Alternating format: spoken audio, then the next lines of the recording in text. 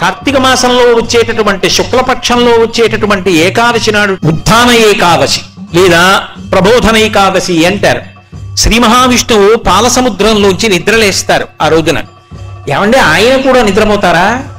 ఒకవేళ ఆయన కూడా నిద్రపోయారనుకోండి, శ్రీ మహావిష్ణువు అంటే లోకములనన్నిటినీ కాపాడవలసిన వాడు కదా, కాపాడవలసినటువంటి స్థితికర్త ఆయనే నిద్రపోతే ఆ సమయంలో ఉపద్రవం వస్తే ఎవరికి చెప్పుకోవాలి?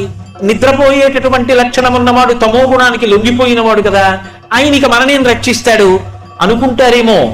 అది తామసికమైన నిద్ర కాదు, ఏదో బడలిపోయి నిద్రపోయినటువంటి నిద్ర కాదు. నిద్రాముద్రాం నిఖిల జగతి రక్షణే జాగరూకం అని దక్షిణాయనం రాగానే ఆషాఢ మాసంలో మొదలు పెడతాడు ఆ నిద్ర. అది యోగ నిద్ర. చూడండి, ఏదైనా బాగా ఆలోచించవలసి వచ్చిందనుకోండి, జ్ఞాపకం రాలేదనుకోండి, ఓసారి కళ్ళు మూసుకుని ఇలా అంటాం. కళ్ళు మూసుకుని ఆలోచన చేసినట్టే ఆయన కూడా బాహ్యనేత్రములను మూసి పడుకుంటాడు. అంటే పైకి చేస్తున్న పూజ కాదు, మనస్సుల లోపల ఉన్నటువంటి భక్తిని లెక్కలోకి తీసుకుంటాడు దక్షిణాయన. ఉపాసన కాలం కాదు, లోపల మనస్సుని చూస్తూ ఉంటాడు. అందుకే వెంకటేశ్వరుడిగా ప్రతిజ్ఞ చేశాడు, ఏకేన తులసి మాత్రదలేనాపి నరోత్తమ పూజయే భక్తిభావేన తంరక్షామి ఇతి మత్మనః అన్నాడు. ఒక్క తులసిదళం భక్తితో ఇస్తే చాలు, నేను లొంగిపోతాను. ఆ భక్తి అన్నది పైకి పదార్థము చేత ప్రకటనం కాదు. ఎన్ని తెస్తే భక్తి అని మీరు అనగలరు? ఎవరి శక్తిని బట్టి వారు తెస్తారు. శక్తిని బట్టి తేవడం కాదు, ఎవరి భక్తి అన్నది ఆర్ద్రత, ఎవరి మనసులో ఎంత ఉన్నది దాన్ని బట్టి ఆయన అనుగ్రహిస్తాడు. ఆ భక్తి కలిగిన వాడు ఏమి ఇవ్వనివ్వండి ఆయన పుచ్చుకుంటాడు.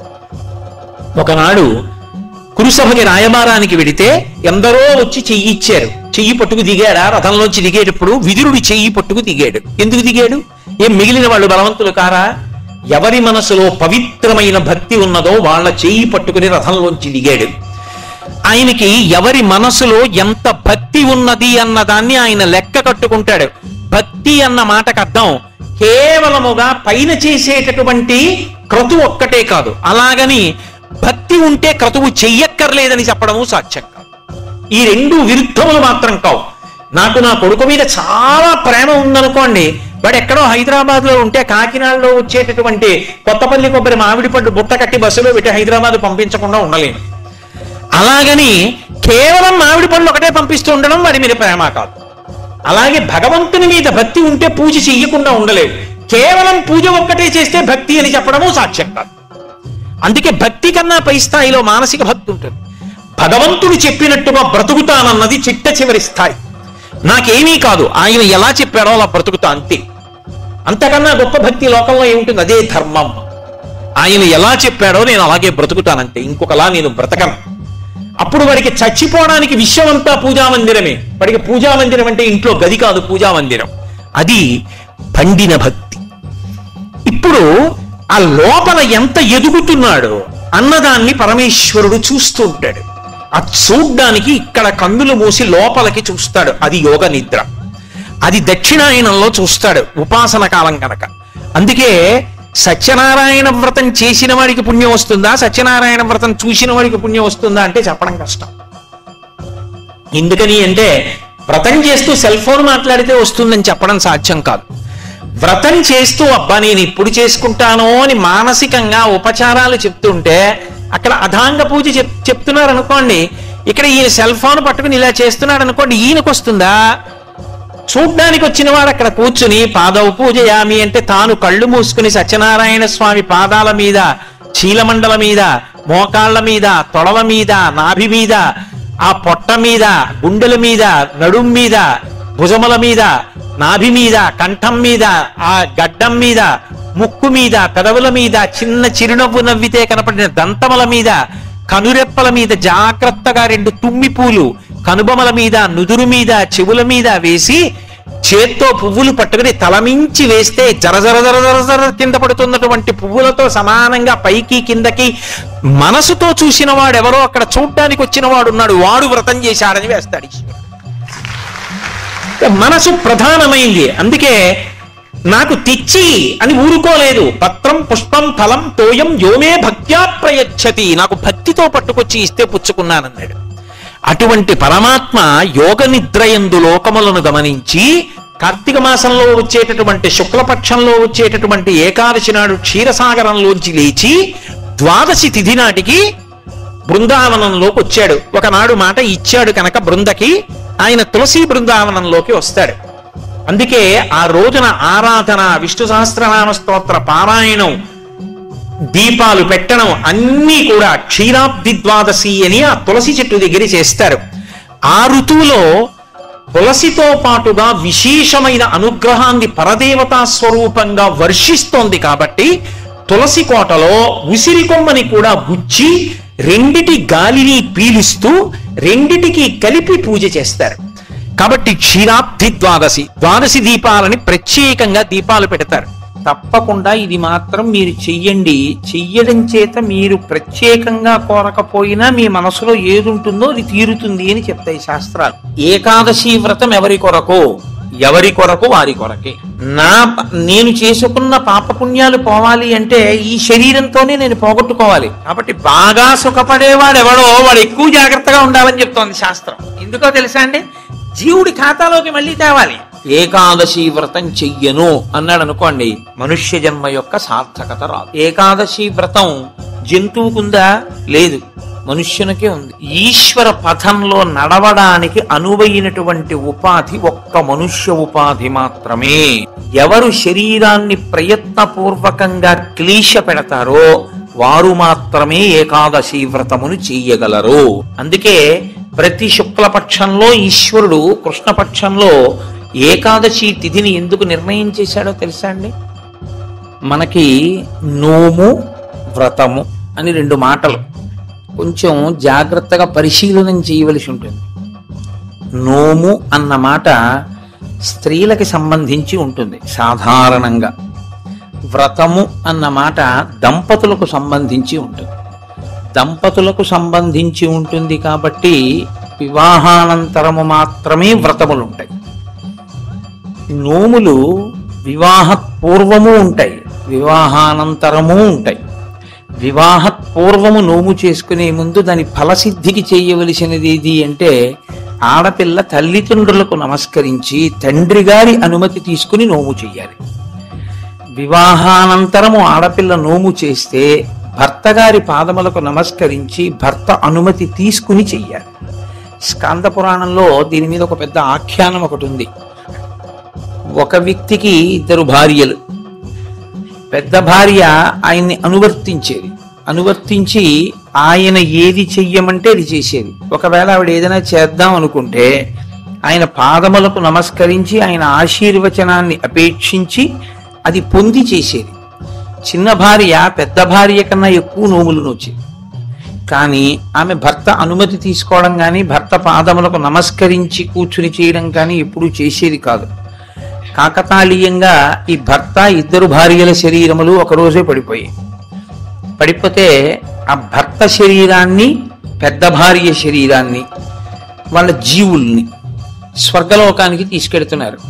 చిన్న భార్య శరీరాన్ని నరకానికి తీసుకెళ్లారు. జీవుని తీసుకెళ్తే ఆవిడ పరివేదన చెందింది. అదేవిడ పెద్ద ఆవిడ కన్నా నేను చాలా చేశాను, నన్ను నరకానికి తీసుకెళ్తున్నారు ఏమిటంది? నువ్వు ఎన్ని చేసినా వ్రతమునకు నోమునకు ఒక ప్రధాన నియమం ఒకటి ఉంది. భర్త అనుమతి లేకుండా భర్తకి నమస్కరించకుండా చెయ్యకూడదు. అలాగే అందుకే కొన్ని వ్రతకల్పములోకి వచ్చినా పక్కన భర్త కూర్చోకపోయినా ఆయన అనుమతితో ఆవిడ చేసింది కాబట్టి నోము వ్రతముగా మారిపోతుంది. వరలక్ష్మి వ్రతము అప్పుడు మరి భర్త పక్కన కూర్చోలేదుగా వరలక్ష్మి వ్రతం చేసేటప్పుడు. అంటే భర్త పాదములకు నమస్కరించి చేసినటువంటి కారణం చేత ఆ నోము వ్రతమే అయిపోతుంది. అది దాని స్వరూపము నోము, కానీ వ్రతంగా ఎప్పుడు మారుతుందంటే భర్త పాదములకు నమస్కరించి. ఎందుకు అలా నియమం పెట్టారు అంటే ఆడదానికి స్వార్థం ఉండదు అని శాస్త్రవాక్కు. వివాహ పూర్వము ఆమె ఏది చేసినా మంచి భర్త కొరకు, వివాహానంతరము ఆమె ఏమి చేసినా అత్తమామలు పుట్టింటి వారి యొక్క సౌఖ్యము కొరకు. మరి నీ సౌఖ్యము? నాకు వేరు సౌఖ్యం లేదు, వాళ్ళందరూ సుఖంగా ఉండడమే నా సుఖం అంటుంది. అందుకే ఆడదాని పేరు మీద నెలకి 3 వానలలో ఒక వాన. అంత గొప్పది పతివ్రతా ధర్మం.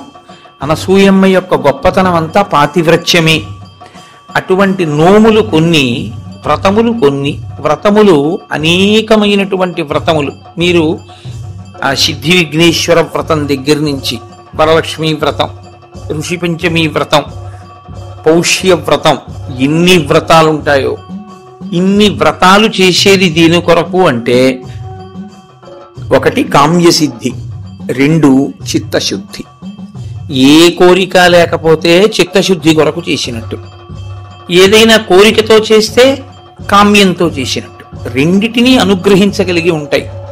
ఇలా రెండిటిని అనుగ్రహించగలిగినటువంటి వ్రతములు మీరు ఏ కోరిక కోరుకోకపోయినా తప్పకుండా ఇది మాత్రం మీరు చెయ్యండి. చెయ్యడం చేత మీరు ప్రత్యేకంగా కోరకపోయినా మీ మనసులో ఏది ఉంటుందో అది తీరుతుంది అని చెప్తాయి శాస్త్రాలు. నేను మీకు ఒక ఉదాహరణ చెప్పాలంటే, వరలక్ష్మీ వ్రతాన్ని ప్రత్యేకమైన కోరికతో ఎవరు చెయ్యరు. వరలక్ష్మీ వ్రతం చేసేస్తారంతే. ఎందుకు వరలక్ష్మీ వ్రతం చేసేస్తారు అంటే, దానికి ఒకటే ఫలితం, భర్త దీర్ఘాయుష్మంతుడవడం, పిల్లలు సుఖంగా ఉండడం. ఈ రెండు ప్రత్యేకంగా కోరి వ్రతం ఏ ఆడది చెయ్యదు. ప్రతి ఆడదానికి ఉండే కోరిక ఈ రెండే. కాబట్టి వరలక్ష్మీ వ్రతం ప్రత్యేకంగా చెయ్యాలా కోరికతో, లేకపోతే ఏ కోరిక లేకపోయినా చెయ్యాలా అంటే, ఆ కోరిక నీకు ఎప్పుడూ ఉంటుంది కాబట్టి వరలక్ష్మీ వ్రతం చేయడమే.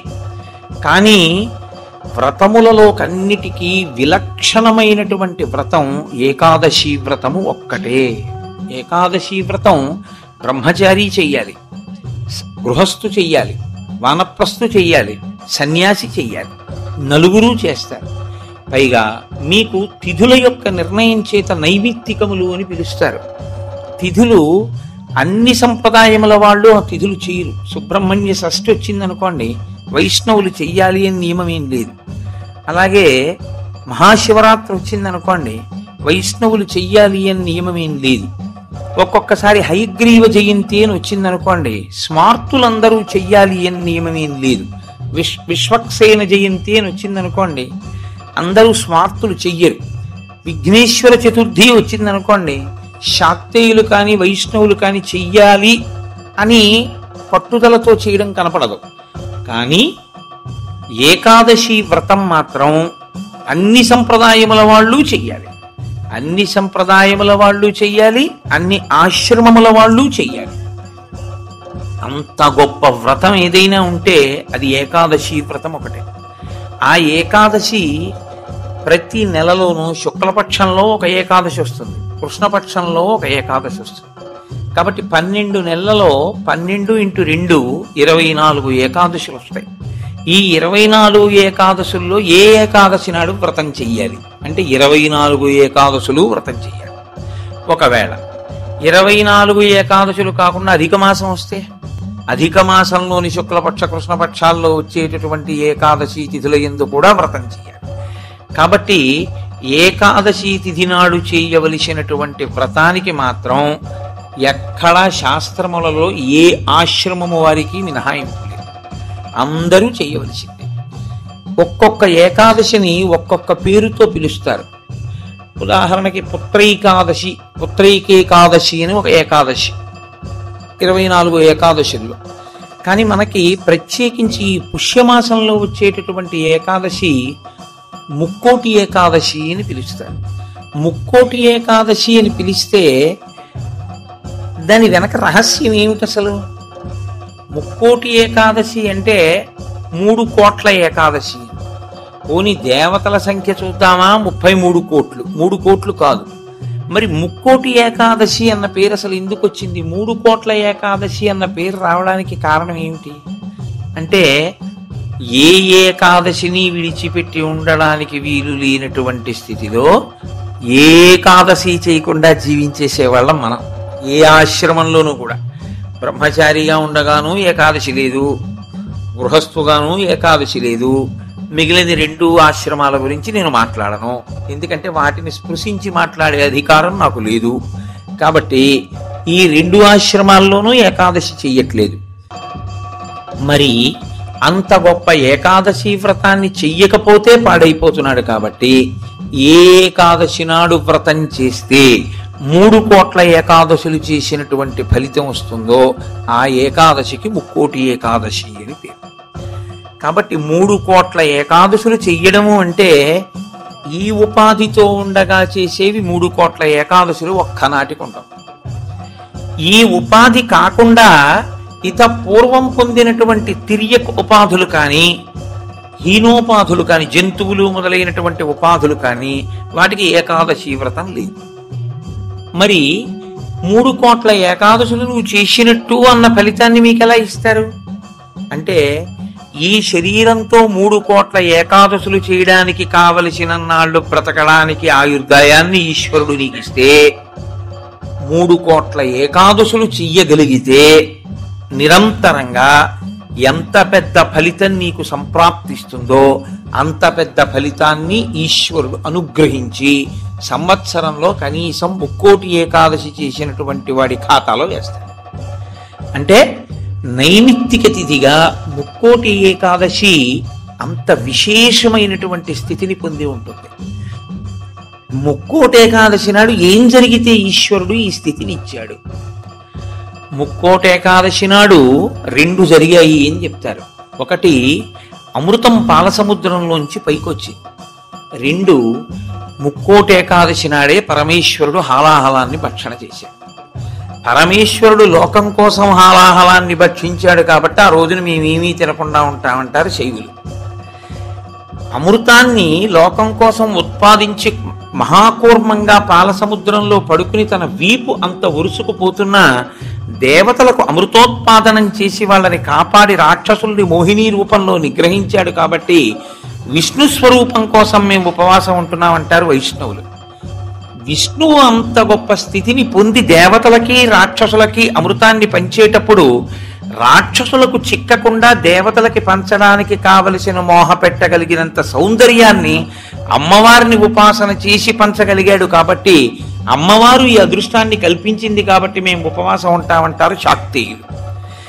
అసలు ఇన్ని కార్యాలు జరిగాయి అంటే ఏ విఘ్నం లేకుండా చేసిన వాడు మా గణపతే కాబట్టి మేము ఈ రోజున ఉపవాసం ఉంటామంటారు గణాపత్యుడు.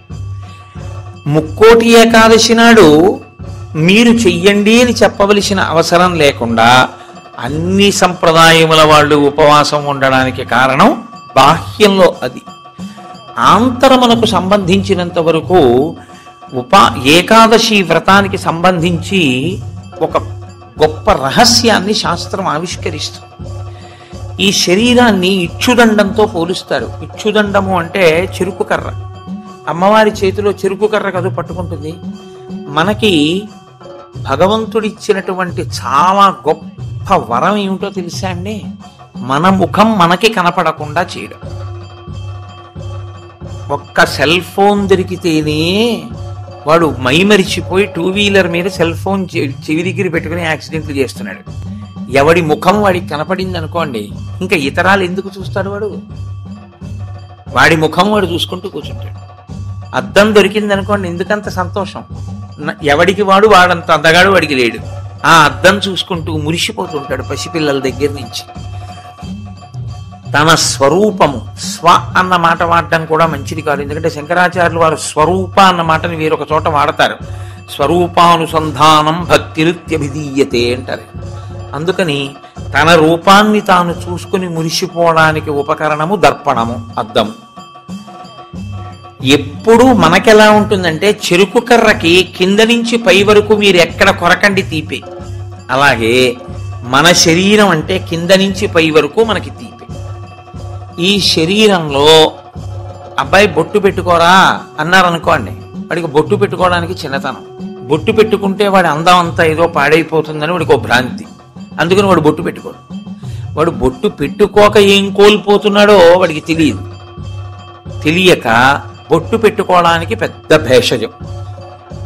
నిజంగా నువ్వు పెట్టుకున్న బొట్టు నీకు సాంప్రదాయికమైన సౌందర్యాన్ని, ఎంత సౌందర్యాన్ని తీసుకొస్తుందో నీకు తెలియదు. ఈశ్వరుడు పుట్టుమచ్చ తీసుకొచ్చి పెట్టుంటే ఏం చేస్తావు? పెట్టుకోరా అన్న బొట్టు మాత్రం పెట్టుకోవడానికి మనకు అంత కష్టం ఎందుకని? అయ్యి బాబోయ్, ఈ శరీరం యొక్క అందం ఏమైపోతుందో అని. కానీ శాస్త్రం అంటుంది, అసలు 84 లక్షల జీవరాశులలో ఈశ్వర పథంలో నడవడానికి అనువైనటువంటి ఉపాధి ఒక్క మనుష్య ఉపాధి మాత్రమే. ఏకాదశి వ్రతం జంతువుకుందా? లేదు, మనుష్యునికే ఉంది. భగవన్నామం చెప్పగలిగినటువంటి అదృష్టం ఇతర ప్రాణికుందా? ఒక్క మనుష్యుడికి. భగవత్ పూజ చేసేటటువంటి అదృష్టం ఇతర ప్రాణికుందా? ఒక్క మనుష్యునికే ఉంది. ఇన్ని అదృష్టములు మనుష్యునకు ఉన్నా మనుష్యుడు దేని కొరకు వీటన్నిటినీ విడిచిపెడతాడు అని అడిగింది. అంటే దాన్ని చాలా గొప్ప రహస్యమైనటువంటి విధి విధానంలో కట్టడి చేసి మనిషికి భోగమునందు ఉండేటటువంటి లాలసని ఈశ్వరుడు నిరూపణం చేస్తాడు. ఉపాసన కాలమంతా దక్షిణాయనం అంతా ఉపాసన, ఉత్తరాయణం అంతా తరిస్తాడు. బాగా చదువుకోవలసిన సమయంలో చదువుకున్నవాడు పరీక్షలు రాసినప్పుడు రాసి ఇంక సెలవుల్లో ఆడుకున్నట్టు. దక్షిణాయనంలో ఉపాసన చేయడానికి అడ్డొచ్చేది అంటే ప్రకృతి బాహ్య ప్రకృతి, ఇక్కడ ఉండేటటువంటి ప్రకృతి అంటే బ్రహ్మాండ ప్రకృతి, పిండాండ ప్రకృతి. మీరు చూడండి, దక్షిణాయనం ఆషాఢమాసం దగ్గరలో ప్రారంభం అవుతుంది. ఆషాఢమాసం దగ్గర నుంచి ఇంకా మీకు వరస అన్ని ఈశ్వరోపాసనకి సంబంధించినవి. విఘ్నేశ్వర వ్రతకల్పం కానివ్వండి, లేకపోతే శ్రావణ మాసం శుక్రవారాలు కానివ్వండి, మంగళగౌరీ వ్రతం కానివ్వండి, ఆ తర్వాత వచ్చేటటువంటి శరత్కాలంలో వచ్చే దేవీ నవరాత్రులు కానివ్వండి, తదనంతరం కార్తీకం, మార్గశీర్షం, పుష్యం, మాఘం, ఇవన్నీ విశేషమైనటువంటి ఆరాధన. భగవంతుణ్ణి ఆరాధించి మిక్కుటమైన ఫలితాన్ని పొందడానికి కావలసిన తిథులన్నీ అక్కడే ఉంటాయి. కానీ ఈయన ఎందుకు లేవలేడు, ఎందుకు ప్రాతకాల స్నానం చెయ్యలేడు? ఒక్కటే కారణం, గాలి అక్కర్లేదు, ఉన్న తలుపులు వేసేస్తే చాలు. కొత్తగా ఏసీ అక్కర్లేదు, ఓ పల్చటి దుప్పటి మీద పడేసుకుంటే చాలు, చక్కగా నిద్ర పట్టేస్తుంది. తెల్లవారకట్ట లేవలేడు, సంధ్యావందనం చేయలేడు, కార్తీక సోమవారం నువ్వేమీ చేయక్కర్లేదు, స్నానం చేయలేడు, దేవాలయానికి వెళ్ళలేడు, ఉపవాసం ఉండలేడు. ఎందువల్ల ఉండలేడు అంటే బయట ప్రకృతి దీన్ని సుఖపెట్టడానికి అనువైన రీతిలో ఉంటుంది. ఆ కాలం అంతా ఉండడంలో ఏమవుతుందంటే సుఖలాలసకి అలవాటు పడి దీన్ని కష్టపెట్టడానికి ఇష్టపడడం. కానీ శాస్త్రం అంటుంది, నీకు బెల్లం కావాలి, పంచదార కావాలి, చెరుకు కర్ర ఉంటే వస్తాయి, మంచిదే. కానీ చెరుకు కర్ర ఒక్కటి అక్కడ పెట్టి నువ్వు బెల్లంగా మారు అంటే మారుతుందా? మారదు. నువ్వు పంచదారగా మారుతుందా? మారదు. కానీ బెల్లం కానీ పంచదార కానీ కావాలి అనుకున్నవాడు చెరుకు కర్రని మరలో పెట్టి తిప్పవలసి ఉంటుంది, తప్పదు. చెరుకు కర్రని మరలో పెట్టి తిప్పితే చెరుకు కర్ర పిప్పి అయిపోతుంది. ఈ మొదల నుంచి ఆ చివరి వరకు పిప్పి చేస్తూ ఇట్నుంచి అటు తిప్పేస్తే చెరుకు కర్ర అంతా పిప్పి అయిపోయిన తర్వాత అందులో ఉన్న తీయటి రసం అంతా కారిపోతుంది. ఇప్పుడు అలా కారిపోయిన రసం ఏదుందో అదే బెల్లం అవుతుంది, అదే పంచదార అవుతుంది, పంచామృతాల్లో ఒకటవుతుంది. ఈశ్వరుడికి నివేదన చేసే పదార్థంలో పంచదార వేసి ఉండకూడదు, బెల్లం వేసి ఉండాలి. కాబట్టి నివేదనకి బెల్లం అవుతుంది, పంచామృతాల్లో అభిషేకానికి పంచదార అవుతుంది. ఈ రెండుగా మారేది ఆ చెరుకు కర్రలోంచి. కానీ చెరుకు కర్ర నలగనంత కాలం పంచదార బెల్లం రావు. చెరుకు కర్రే కారణమైనా నేను నలగను అని చెరుకు కర్ర అందనుకోండి, పంచదార బెల్లం రాదు. ఏకాదశి వ్రతం చెయ్యను అన్నాడు అనుకోండి, మనుష్య జన్మ యొక్క సార్థకత రాదు. కాబట్టి ఏకాదశి వ్రతం ఎవరి కొరకు వారి కొరకే. ఈ వ్రతం మాత్రం నా భార్య కొరకు నా పిల్లల కొరకు కాదు. నా భార్య చేస్తే నా కొరకు దాని బిడ్డల కొరకు కాదు, నేను చేస్తే నా కొరకు, నా భార్య చేస్తే తన కొరకు, నా పిల్లలు చేస్తే వారి కొరకు. ఇది ఎవరు చేస్తారో కేవలం వారి కొరకు. ఏ చెరుకు కర్ర నలిగిందో అది పంచదార బెల్లంగా మారుతుంది. ఆ చెరుకు కర్ర నలిగింది కదండి, నేను నలగాలా అని నిలబడిన చెరుకు కర్ర పంచదార బెల్లంగా మారలేదు. అలాగే ఎవరు శరీరాన్ని ప్రయత్నపూర్వకంగా క్లేశ పెడతారో వారు మాత్రమే ఏకాదశి వ్రతమును చెయ్యగలరు. క్లేశము అనుభవించడానికి ఇష్టము లేనివారు ఏకాదశి వ్రతము చెయ్యలేరు. అందుకే ప్రతి శుక్లపక్షంలో ఈశ్వరుడు కృష్ణపక్షంలో ఏకాదశి తిథిని ఎందుకు నిర్ణయం చేశాడో తెలుసా అండి? ఒక్కటే కారణం, మనకి ఏకాదశి అన్న మాటకి 11 అని అర్థం. ఏకాదశి 11 అయితే క్లేశ పెట్టడము అన్న మాటకున్న అర్థం ఏమిటంటే, మీరు ఏమీ చెయ్యొద్దు, ఇలాగే కూర్చోండి, ఒక 4 గంటలు లేవద్దు, ఇలా కూర్చోండి అన్నాను అనుకోండి, ఇది పెద్ద కష్టమే ఉందండి అనిపిస్తుంది ముందు. కానీ ఓ అరగంట అయ్యాక బోల్డ్ అని పనులు ఉన్నాయి, ఏమిటో ఇలా కూర్చోబెట్టాడు, ఉత్తినే ఇలా కూర్చోవడం వల్ల ఎన్ని పనులు పోతున్నాయి, కూర్చోవడం ఏమిటి అనిపిస్తుంది. ఓ గంట పోయాక నాకేమీ అక్కర్లేదు, కానీ కాస్త ఈ కాలు తీసి ఈ కాలు పైకి ఎత్తనిస్తే చాలు, కూర్చోలేడు. ఈ శరీరాన్ని అలా మీరు కూర్చోవడానికి అనువుగా 4 గంటలు కూర్చోబెట్టగలిగారు అనుకోండి, క్లేశపడి అయినా ఆసనం మారకుండా, పూజలోంచి పైకి లేవకుండా, ఆవలించకుండా, ఒళ్ళు విరవకుండా మీరు పూజా మందిరంలో కూర్చోగలిగితే, శరీరము క్లేశపడుతోందని తెలిసినా మీరు దాన్ని అలా కూర్చోపెట్టగలిగితే, మీ శరీరము కన్నా మీ మనసు పైన నిలబడి అధికారాన్ని పొందింది అని గుర్తు. ఎందుకు అంటారేమో, ఇది నలుగుడు పడకుండా, ఇది క్లేశపడకుండా ఇది వెళ్ళదు. ఇది శాస్త్రంలో పరమరహస్యం. ఇది అసలు వచ్చినది ఎందుకు అంటే, 2 కారణాల కోసం ఈశ్వరుడు దీన్ని ఇస్తాడు. తరించాలి అన్న ఉద్దేశ్యం తనంత తాను పొందని వాడికి ఈ శరీరం రావడం వల్ల వచ్చే ప్రయోజనాలు 2. ఒకటి, పూర్వజన్మలో చేసుకున్న పుణ్యము క్షయమైపోతుంది, పూర్వజన్మలో చేసుకున్న పాపము క్షయమైపోతుంది. ఈ 2 జరుగుతాయి. ఎలా జరుగుతాయని మీరు అడుగుతారేమో. దీనికి ఏదో అనారోగ్యం వస్తుంది, ఈ మోకాలు నొప్పెడుతుంది, అబ్బా మోకాలు నొప్పిగా ఉంది, మోకాలు నొప్పిగా ఉంది, మోకాలు నొప్పిగా ఉంది అంటాడు. అసలు శరీరం అన్నది లేదనుకోండి, నొప్పిగా ఉందని బాధపడడానికి మీకేముంది? మీరు బాధపడడానికి ఏం లేదు.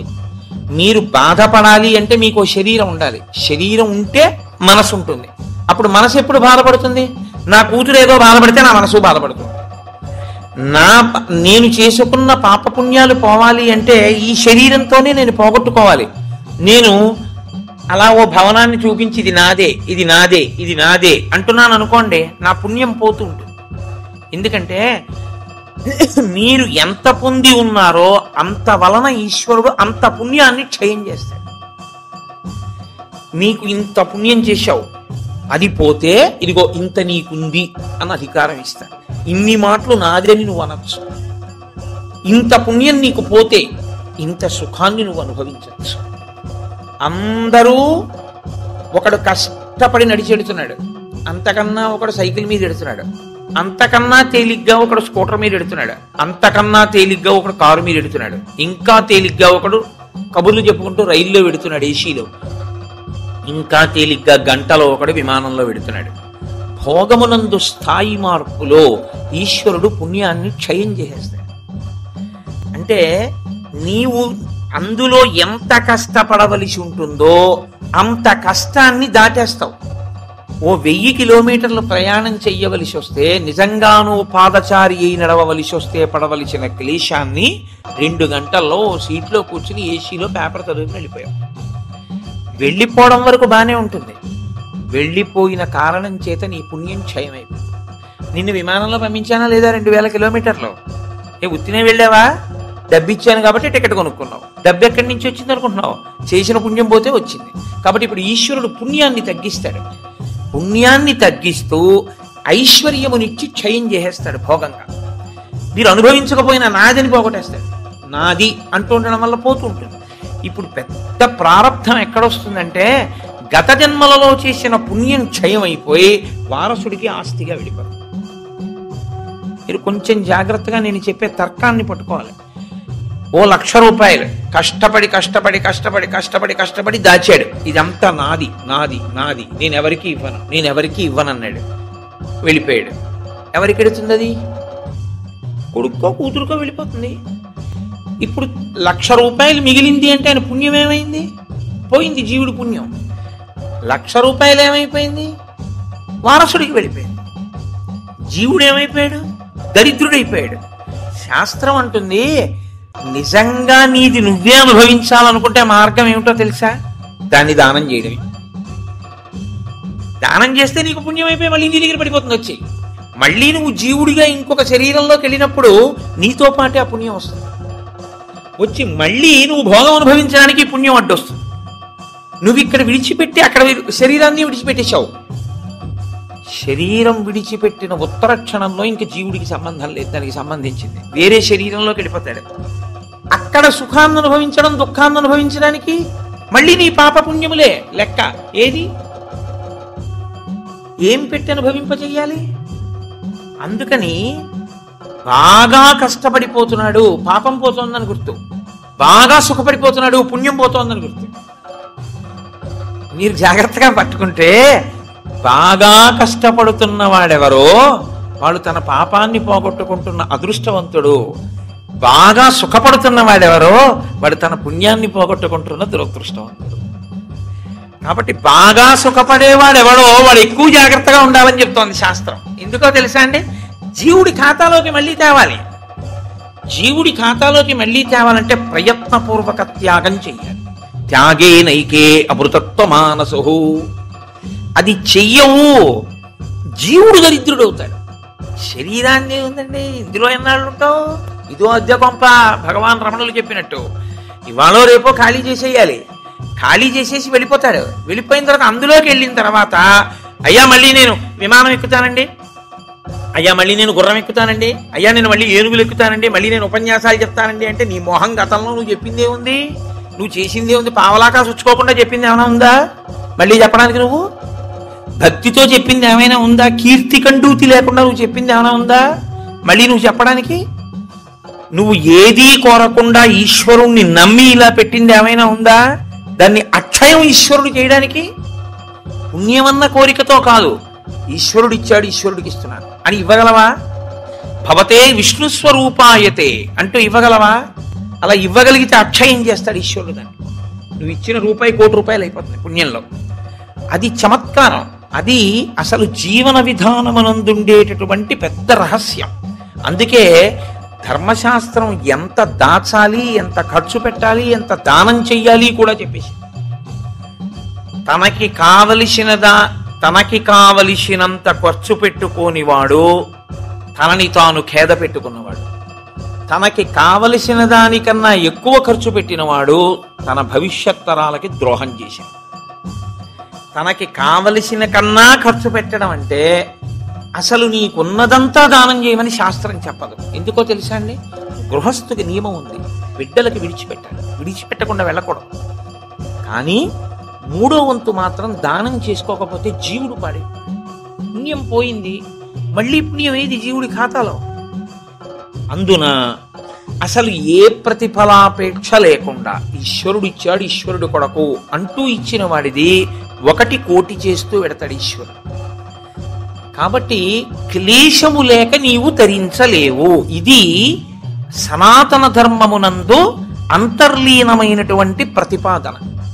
మీ జీవితంలో మీరు ఎప్పుడూ మీ కొరకు మీరు కాకుండా మీరు పక్కవారి కొరకు కూడా ఏదో చేస్తూ ఉండాలి. దేని కొరకు అంటే వాడికి లేనివాడని కాదు. భవతే విష్ణు స్వరూపాయతే. ఆ విష్ణువే నన్ను తరింప చేయడానికి అక్కడ పుచ్చుకునేవాడిగా నిలబడ్డాడు. ఆయన అలా నిలబడకపోతే నా పుణ్యం ఎలా వృద్ధి పొందుతుంది? నా జీవుడికి ఖాతాలో ఎలా పడుతుంది ఐశ్వర్యం? కాబట్టి విష్ణువే వచ్చి లేనివాడిగా నించుని నా దగ్గర పుచ్చుకుంటున్నాడు. అందుకే ఇచ్చేవాడు పుచ్చుకునేవాడికి నమస్కారం అందుకు చేస్తాడు సనాతన ధర్మంలో. అందుకే పుచ్చుకున్నవాడు ఇచ్చిన వాడికి చేయడు, ఇచ్చినవాడు పుచ్చుకున్నవాడికి నమస్కారం చేస్తాడు.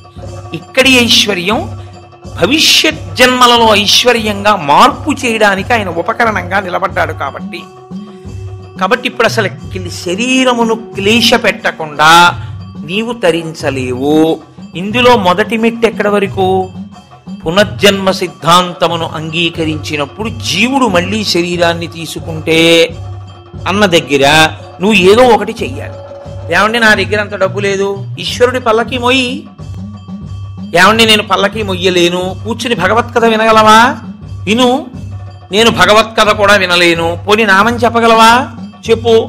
నేను నామం కూడా చెప్పలేను పైకి, పోని నోట్లో అనుకోగలవా? అనుకో. స్మరణం, మనసుతో ఈశ్వరుణ్ణి స్మరించగలవా? స్మరించు. నువ్వు ఏది చేసినా పుణ్యమే. నువ్వు ఈశ్వరుడితో ఎలాగైనా దగ్గరి సంబంధాన్ని పెట్టుకుంటే నువ్వు నిచ్చెన ఎక్కుతున్నవాడివే. ఇందులో మళ్ళీ 2 మార్గాలు ఉంటాయి. మొదటి మార్గము ఉత్తర జన్మల యందు జీవుణ్ణి సుసంపన్నుణ్ణి చేసుకోవడం. ఎందుకో తెలుసా అండి? ఉత్తరాయణంలో వెళ్ళిపోయాడు అంటారు. ఉత్తరాయణంలో వెళ్ళిపోయాడు అంటే దక్షిణాయనంలో వెళ్ళిపోయిన వాడు నిర్భాగ్యుడు అని కాదు దాని అర్థం. ఉత్తరాయణంలో వెళ్ళిపోయిన వాడు అంటే ఏంటంటే చేసుకోవలసిందంతా చేసుకుని వెళ్ళిపోయిన వాడు అని. దక్షిణాయనంలో చేసుకోవలసిందంతా చేసేసుకున్నవాడు ఉత్తరాయణంలో వెడతాడు కదండి. అంటే చేసుకోవలసిన పుణ్యం అంతా చేసేసుకున్నవాడు దక్షిణాయనంలో వెళ్ళినా ఒకటే, ఉత్తరాయణంలో వెళ్ళినా ఒకటే. ఇప్పుడు ఈ చేసుకునే పుణ్యం 2 కింద విభాగం చేస్తాడు ఈశ్వరుడు. ఒకటి మళ్ళీ వచ్చే జన్మకి పెట్టుబడిగా నువ్వు వాడుకోవలసింది. 2 అసలు జన్మే అక్కర్లేదని ఈశ్వరుడితో కలిసిపోవలసింది. ఈ రెండిటిలో నీకు ఇంకా వచ్చే జన్మలో కూడా ఏదో వెలగబెట్టేద్దామన్న కోరికుంటే మొదటి మార్గం. అసలు నేను అలా వెలగబెట్టేద్దామన్న కోరిక నాకు లేదు, మహాప్రభో మళ్ళీ నాకు ఈ ధర్మశాస్త్రాలు ఈ సూక్ష్మాలు తెలుస్తాయో తెలియవో, కొంపతీశా జన్మలో మళ్ళీ నేను అన్నీ దాచుకుని వెళ్ళిపోతే అప్పుడు ఏమైపోవాలి జీవుడు? నాకు అది వద్దు ఇది వద్దు, నాకు అది సున్నైపోవాలి ఇది సున్నైపోవాలి, పాపము పుణ్యము 2 ఉండకూడదు నాకు. ఇప్పుడు పాపము లేదు పుణ్యము లేదు, ఇప్పుడు 2 లేనప్పుడు ఈ శరీరం ఎందుకు అనుభవించడానికి? పాపానుభవానికి శరీరం, పుణ్యానుభవానికి శరీరం. పాపానుభవం లేదు పుణ్యానుభవం లేదు, ఇంక ఈ శరీరం ఎందుకు నీకు? కాబట్టి ఇవ్వడు ఈశ్వరుడు. ఈశ్వరుడు ఇవ్వకుండా ఉండాలి అంటే పాపమును పుణ్యమును కాల్చాలి. పాపమును పుణ్యమును కాల్చడానికి నీకెంత పాపం ఉందో నీకు తెలుసా? నీకెంత పుణ్యం ఉందో నీకు తెలుసా? తెలియదు. ఈశ్వరుడు అన్నాడు, నీవు నీ జేబులో ఉన్న 10 రూపాయలు ఇంకోడికి ఇచ్చేయడం కష్టమైనా క్లేశపడి ఇవ్వడం వల్ల పుణ్యం ఇచ్చినట్టే, ఈశ్వరుణ్ణి చేరుకోవడం కోసం నీకిచ్చిన తెప్పయైన ఈ శరీరాన్ని క్లేశ పెట్టడానికి ఏకాదశి వ్రతాన్ని నిర్ణయం చేశాడు. ఏకాదశి వ్రతం చాలా గంభీరమైన వ్రతం. అందుకే లోకంలో పెద్దలు ఏం చెప్తారంటే, స్వామి పుష్కరిణీ స్నానం సద్గురోహపాద సేవనం ఏకాదశి వ్రతం చాపి త్రయం అత్యంత దుర్లభం. ఈ 3 చెయ్యలేరు అని చెప్తారు. ఎందుకు చెయ్యలేరు? స్వామి పుష్కరిణీ స్నానం అక్కడికి వెడతాడు, ఆనందనిలయం చుట్టూ 100 మార్లు తిరుగుతాడు, కానీ పుష్కరిణిలో స్నానం చేద్దామన్న ఊహవాడికి రానేరాదు. సద్గురోహ పాదసేవనం, సద్గురువు పాదములు పట్టుకునే అవకాశం ఇవ్వడు. ఎందుకు ఇవ్వడు? ఒక్కటే కారణం, నాకు అసలు కాళ్ళ నొప్పులే ఉండవంటాడు. ఆయన అసలు కాళ్ళు పట్టించుకోవడం ఆయన జన్మాంతరంలో ఆయన చేయడు. కాబట్టి అసలు గురువుగారి కాళ్ళు పట్టే అదృష్టం నీకు ఎప్పుడు వస్తుంది? నువ్వు ఆయన కాళ్ళు నిప్పెడితే కదా నువ్వు వెళ్ళి పట్టుకోవడానికి. కాబట్టి ఆయన కాళ్ళు పట్టుకునే అదృష్టం ఉండదు. సద్గురోహ పాదసేవనం ఏకాదశి వ్రతం చాపి, ఏకాదశి వ్రతము చెయ్యలేడు. ఎందుకు చెయ్యలేడో తెలుసా అండి? మీరు అంగీకరించినా అంగీకరించకపోయినా శాస్త్రీయమైన వేదప్రోక్తమైన ఋషిప్రోక్తమైన ఒక పెద్ద రహస్యాన్ని మీకు ఇప్పుడు చెప్తా. ఏకాదశి వ్రతం ఎందుకు కష్టం? మీ అబ్బాయికి ఉద్యోగం వస్తుంది, సత్యనారాయణ వ్రతం చేయి చేస్తాడు. మీ అమ్మాయికి పెళ్ళి అవుతుంది, ఈ వ్రతం చేయి చేస్తారు. నువ్వు చచ్చిపోయేటప్పుడు ఈశ్వరుడు గుర్తొస్తాడు, చచ్చిపోయేటప్పుడు ఎలా ఉంటుందో అలా ఊహించుకుని ఈ వ్రతం చేయి అంటే ఇప్పుడు వద్దులేండి తర్వాత చేస్తాను కదండి. ఏకాదశి వ్రతం నిజానికి అంతే. ఏకాదశి వ్రతం ఎందుకు చేయిస్తారో తెలుసా అండి? ఉపవాసం, అన్నం తినకూడదు. అన్నం తినకపోవడం కాదు, అన్నాన్ని పచనం చెయ్యడానికి కావలసిన సంభారములను స్పృశించి పచన ప్రయత్నమునందు నిమగ్నము కాకూడదు. అంటే ఏకాదశి నాడు ఉపవాసం ఉండి ద్వాదశి నాడు కాకరకాయ పులుసు పెట్టి వండుకుందామా వేపుడు చేసుకుందామా అని ఆలోచించకూడదు. ద్వాదశి పారణ కోసం ఏకాదశి నాడు కాయగూరలు తరుక్కోకూడదు. ద్వాదశి నాటికి పనికొస్తుందని ఇవాళ పప్పు నానపోయకూడదు. అంటే అసలు మీ శరీరమును పోషించుకోవడానికి కావలసిన ఏ పనిని ఏకాదశి నాడు చేయకూడదు. మరి ఇంక ఏకాదశి నాడు ఏం చేయాలి? అసలు చాలా నిష్కర్షగా మాట్లాడితే నిర్జలోపవాసం, ముక్కోటి ఏకాదశి. నీటిని త్రాగకూడదు, ఉమ్ము మింగకూడదు. ఈ నిర్జలోపవాసం ఎందుకు చేయిస్తారో తెలుసా అండి? ఇచ్చాడా మనుష్యులలో 199 మంది తెలిసే వెళ్ళిపోతారు. అకస్మాత్తుగా అనాయాసంగా వెళ్ళడం మహాదృష్టవంతులకి తప్ప జరగదు. నాకు కాకినాడలో మొన్న తెలుసున్నవారు ఒకరు ఏదో అట్టేస్తానని కూతురికి ఏమిటో మంటగా ఉండు అని వెళ్ళి మొక్కలకి నీళ్లు పోసి పడుకుని ఏదో చెప్తూ ఇలా అలా ఉండిపోయింది. ఏమైందంటే వెళ్ళిపోయిందండి, ప్రాణోత్క్రమణం అయిపోయింది. అది అందరికీ పట్టే భాగ్యం కాదు, చాలా కష్టం. అలా వెళ్ళరు. సాధారణంగా 199 మంది వెళ్ళే మార్గం ఏమిటంటే రెండిటిని ఎండగట్టి పంపుతారు. ఒకటి నీరివ్వరు, 2 అన్నం పెట్టరు. ఎందుకని అంటారేమో, తీసుకెళ్ళి ఎక్కడ పడుకోబెడతారు ఇంటెన్సివ్ కేర్ యూనిట్లో. వాడి కర్మ అంతా ఎక్కడొస్తుందంటే ఇక్కడ గొట్టం పెడతారు, ఇందులోంచి ఏం పోయిరు, ఇందులోంచి ఎక్కిస్తారు. దీంతో ఏం తాకూడదండి అంటే, దీంతో ఏమీ తినకూడదండి అంటే, ఇందులోంచి వెళ్ళిందే ఆహారం, ఇందులోంచి వెళ్ళిందే పానీ. ఫోన్లేండి ఇప్పుడు మాకు వచ్చిన నష్టం ఏమిటి, ఏదో ఒకటి ఎక్కుతోందిగా చచ్చిపోంగా అంటారేమో. ఓ 8 బెడ్స్ వేస్తారు అక్కడ. అకస్మాత్తుగా వీడికి పెతిడ్రిన్ ఇంజెక్షన్ ఇచ్చి వీడు పడుకుని ఉంటే 11ంటికి గొళ్ళుమని ఏడుపు వినపడుతుంది. 3వ బెడ్ మీద వాడిని స్ట్రెచ్చర్ మీద బయటికి తీసుకెళ్ళిపోతూ ఉంటాడు. వీడికి గుండెలు గుబక్కుమంటాయి. 11 మంచాలు ఉండేవి, 3వ మంచం వాడు వెళ్ళిపోయాడు. వీడు 8వ మంచం వాడు అయితే పర్వాలేదు, వీడు 1, 2 అయ్యాడు అనుకోండి. వీడి కర్మే. నేను చూశానండి, నేను యథార్థంగా చూశాను ఒక హాస్పిటల్లో. నేను దీన్నేమి హాస్యంగా చెప్తున్నానని మీరు అనుకోకండి. 3 మంచాలలో మధ్య మంచం ఆయన వెళ్ళిపోయాడు. నేను చూస్తున్నా, ఎవరో కాదు మా బంధువే. ఏడుస్తుంటే డాక్టర్లు అన్నారు, అమ్మ ఇక్కడ ఏడవకూడదు, నిశ్శబ్దంగా తీసుకెళ్లి బయట ఏడవండి అన్నారు. ఎందుకంటే వాళ్ళు వెళ్ళిపోతారు, గట్టిగా ఏడిస్తారు, ఏడవకూడదు అన్నారు. నిజమే అది. వాడు అప్పటికే, నేను వెళ్ళిపోయిన వాడిని చూడటం లేదు, 1, 3 మంచాల వాళ్ళని చూస్తున్నాను. వాళ్ళు వీడు వెళ్ళిన మార్గం మూసుకుపోవుగాక అని వాళ్ళిద్దరు అలా. వీడు అదే వ్యాధితో జాయిన్ అయిన వాడికి ఎంత భయంగా ఉంటుందండి. గబాలను గోనుగుడలో బారేసి దగ్గర చేసి పట్టుకెళ్ళిపోతున్నారు బయటికి. పట్టుకెళ్ళిపోతుంటే ఆ బయటికి తీసుకెళ్ళిన తర్వాత ఇలా కిటికీలోంచి చూస్తే ఏం చేస్తున్నారో అన్నీ కనపడుతున్నాయి. కనపడుతుంటే వీడికి ఎలా ఉంటుంది, వీడి పరిస్థితి ఎలా ఉంటుంది? నాన్న రామకృష్ణ అనుకో, ఇప్పుడు నీ మొహం ఇచ్చా ఎక్కడంటానంట. తినలేడు, తాగలేడు, బయటికి వెళ్ళలేడు, తింటే తప్ప తాగితే తప్ప నిద్ర పట్టడం అలవాటుగా చేసుకుని ఉన్నవాడు. కడుపు నిండా తింటే కనుబడిపోవడం.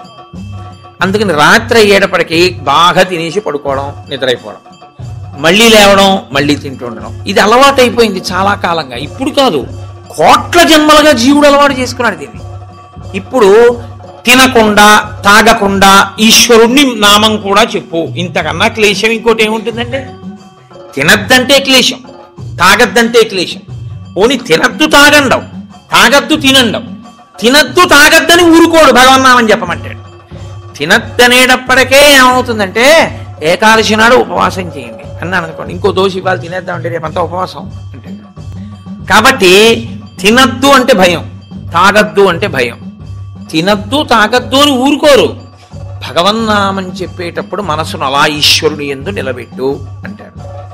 ఇప్పుడు ఈ 3 సాధించడం మీ పిల్లల కోసం కాదు, మీ భర్త కోసం కాదు, భార్య కోసం కాదు. ఎవరి కోసం? ఎవరికి వారి కోసం. ప్రతి పక్షంలోనూ ఒకసారి ఈ ఎక్సర్సైజ్ చేస్తే, ఈ వ్యాయామం చేస్తే, రిహార్సల్ అని ఒకటి ఉంటుంది. అంటే చూడండి, ఒక నృత్య ప్రదర్శన చేసేవాళ్ళు 10 మాటలు బయట వేసుకుంటారు. ఒకసారి ఇలా వేద్దాం, ఇలా వేద్దాం, దాన్ని తీసుకొచ్చి చిట్ట చివర ఒకసారి రంగస్థలం మీద వేసేస్తాడు. అలాగే ప్రతి పక్షంలోనూ ఒకసారి రిహార్సల్ వేస్తాడు. వెళ్ళిపోయేటటువంటి పద్ధతిని ఊహ చేస్తాడు. ఏమీ తినడం, ఏమీ తాగడం, ఈశ్వరుణ్ణే స్మరిస్తూ ఉంటాడు. ఇప్పుడు ఇది క్లేశపడిపోతూ ఉంటుంది. మనసుని మాత్రం ఈశ్వరుని ఎందే పెట్టి ఉంచుతాడు. ఇది బాగా అలవాటైపోయింది. ఆ రోజు వచ్చేసి తినకూడదు, తాగకూడదు, ఈశ్వరుడి మీద మనసు పెట్టాలి. అభ్యాసం కూసు విద్య కదూ, నిలబెట్టేస్తాడు. నిలబెట్టేస్తే ఏమయ్యాడు? ఆఖరి ఊపిరిలో కూడా ఆయన పేరు చెప్తూ వెళ్ళిపోతాడు. మరి డాక్టర్లు ఉన్నారు కదండి అని మీరు అనొచ్చు. 1,000,000 మంది వైద్యులు కూడి వచ్చినా కానీ మరణమయ్యేది వ్యాధి మాంపలేరు.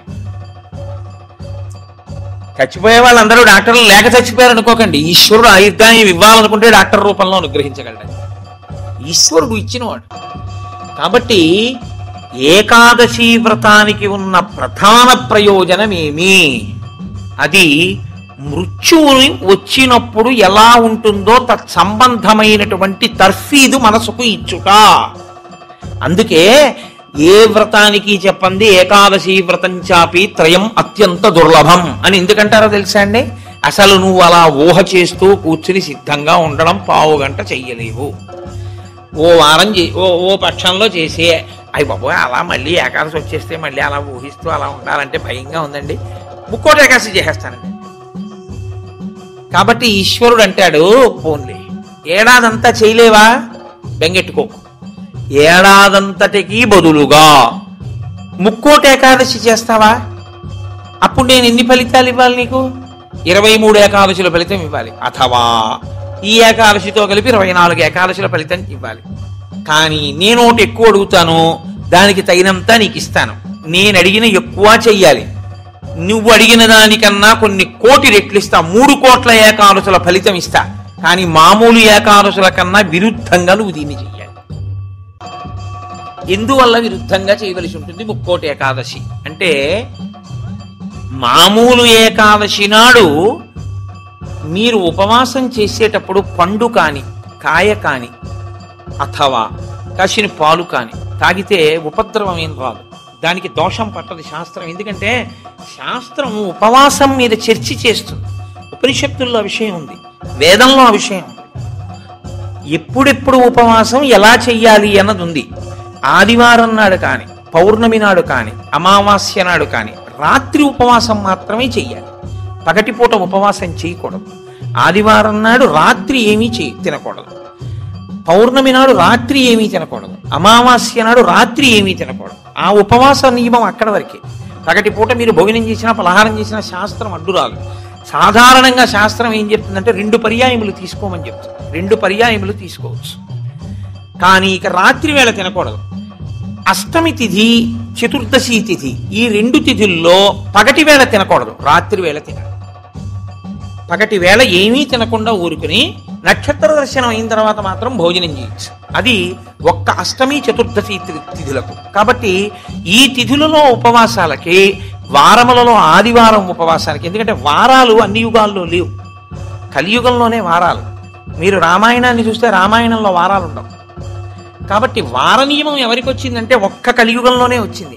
కలియుగంలో ఆదివారమే ఉపవాసం ఎందుకు పెట్టారో తెలుసా అండి? ఆరోగ్యం భాస్కరాది చేత్, ఆరోగ్యము సూర్య భగవానుడి యొక్క అనుగ్రహంతో నిలబడుతుంది. సూర్య భగవానుడు అధిదేవతగా కలిగినటువంటి రోజు, ఆయన యొక్క తేజస్సు ఎక్కువగా పరిపుష్టమయ్యే రోజు భానువారము, ఆదివారం. అటువంటి సూర్య భగవానుడి యొక్క అనుగ్రహం కలగాలి అంటే ఆదివారం నాడు ఉపవసించాలి. ఉపవసించుట అన్న మాటని మీరు ఎప్పుడు 2 కోణాల్లో అర్థం చేసుకోవాలి. 2 కోణాల్లో అర్థం చేసుకోవడం అంటే, కడుపు ఖాళీ అయిన తరువాత మళ్ళీ వేయకుండుట.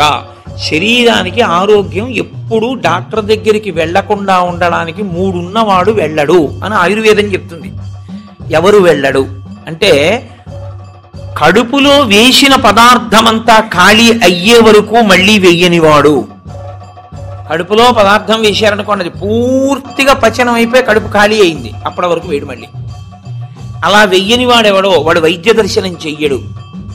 ఎడం పక్కకి తిరిగి ఎడమ చేతిని తల కింద పెట్టుకుని గుండెలు పరుపుకో బొంతకో తగిలేట్టుగా పడుకున్నవాడు వైద్యుణ్ణి చూడడు. 3, ప్రతిరోజు రాత్రి తాంబూల చర్వణం చేస్తూ కొంచెం సేపు నడిచి పడుకునేవాడు వైద్యుణ్ణి చూడడు. ఈ 3 పూర్ణారోగ్యానికి ఆయుర్వేద శాస్త్రం విధించినటువంటి నియమాలు. అందుకని అలాగే పడుకోవాలి. అందుకే మీరు ఎప్పుడైనా మహాత్ములు పడుకోవడం చూస్తే ఎప్పుడు ఎడం పక్కకే పడుకుంటారు. కారణం ఏంటంటే ఎడం పక్క పడుకోవడం ఆరోగ్యాన్ని ఇచ్చేస్తుంది, వైటల్ ఆర్గాన్స్ అన్నిటినీ సేఫ్ గార్డ్ చేస్తుంది. నేను ఒకసారి డాక్టర్ని అడిగి అది ఏంటంటే అలా ఉంది ఆయుర్వేదంలోని. నిజమేనండి, అలాగే పడుకోవాలన్నారు. అంతేనండి, మేమైనా అలాగే చెప్తాం, ఎడం పక్కకి తిరిగి పడుకుంటే చాలా మంచిది కోటేశ్వరరావు అన్నది. కాబట్టి నేను పురాణాల్లో ఉన్న ఎన్నో విషయాలు డాక్టర్ గారిని అడుగుతుంటే వాళ్ళు నిజమేనండి ఇవన్నీ అంటుంటారు. నేను శరత్కాలంలో అమ్మవారి పూజ ఎందుకు చేస్తారు అన్నదాని గురించి దేవి భాగవతంలో ఉన్న విషయాలని కొన్నింటిని ఒకసారి డాక్టర్ గారిని అడిగితే ఆయన నాకు తెల్లబోయే రహస్యాలు చెప్పాడు. మీరు చెప్పినవే హ్యూమన్ ఎనాటమీలోకి మార్చి చెప్తే మాకేం చెప్తారంటే, చలికాలంలో తమంత తాముగా నాడులన్నీ కూడా సన్నబడిపోతాయి చలిగాలికి. కొవ్వు చిన్న చిన్న చిన్న చిన్న చిన్న చిన్న గింజల్లా ఉండి పరిగెడుతూ ఉంటుంది రక్తంలో. ఎప్పుడైతే నాడులు ఇలా రక్తనాళాలు సంకోచించాయో అది వెళ్ళి ఆగుతుంది. వెనక నుంచి వస్తున్నది వచ్చి దాన్ని తగులుకుని ఆగుతుంది. గసగసాలు ఒకదాన్నొకటి తగులుకున్నట్టుగా తగులుకుని ముద్ద కట్టి ఆగుతుంది. రక్త ప్రవాహం ఆగిపోయి స్ట్రోక్స్ వస్తాయి. చలికాలంలో స్ట్రోక్స్ వస్తాయి కాబట్టి అలా రాకుండా ఉండడానికి దేవీ నవరాత్రులు చేయిస్తారు. దేవీ నవరాత్రుల్లో మృత్యుదంస్ట్ర బయటికి వస్తుందని చెప్పడానికి కారణం అది అని నేను ఒకసారి దేవీ భాగవతం శ్లోకాలు మా ఇంటికి వచ్చిన డాక్టర్ గారికి చూపిస్తే యథార్థంగా మాకు వైద్యం చెప్పినప్పుడు దీన్ని ఇంగ్లీష్లో ఇలా చెప్పారండి, దాన్ని ఆ రోజు ఋషులు ఇలా చెప్పారన్నమాట అని ఆయన తెల్లబోయాడు. కాబట్టి మన ఋషులు అద్భుతంగా దాన్ని అన్వయం చేసి తీసుకొచ్చి చూపిస్తారు. కడుపులో పదార్థము పూర్తిగా అయిపోయేంత వరకు మళ్ళీ పదార్థం అందులో వెయ్యకూడదు. మీరు ప్రతిరోజు అలా వేస్తూ పెడుతున్నారనుకోండి, మళ్ళీ అది కడుపు ఖాళీ అవగానే మళ్ళీ వేశారు. మళ్ళీ అందులోంచి రసాయనాలు ఊరాలి, అది మళ్ళీ తిరుగుతూ ఉండాలి.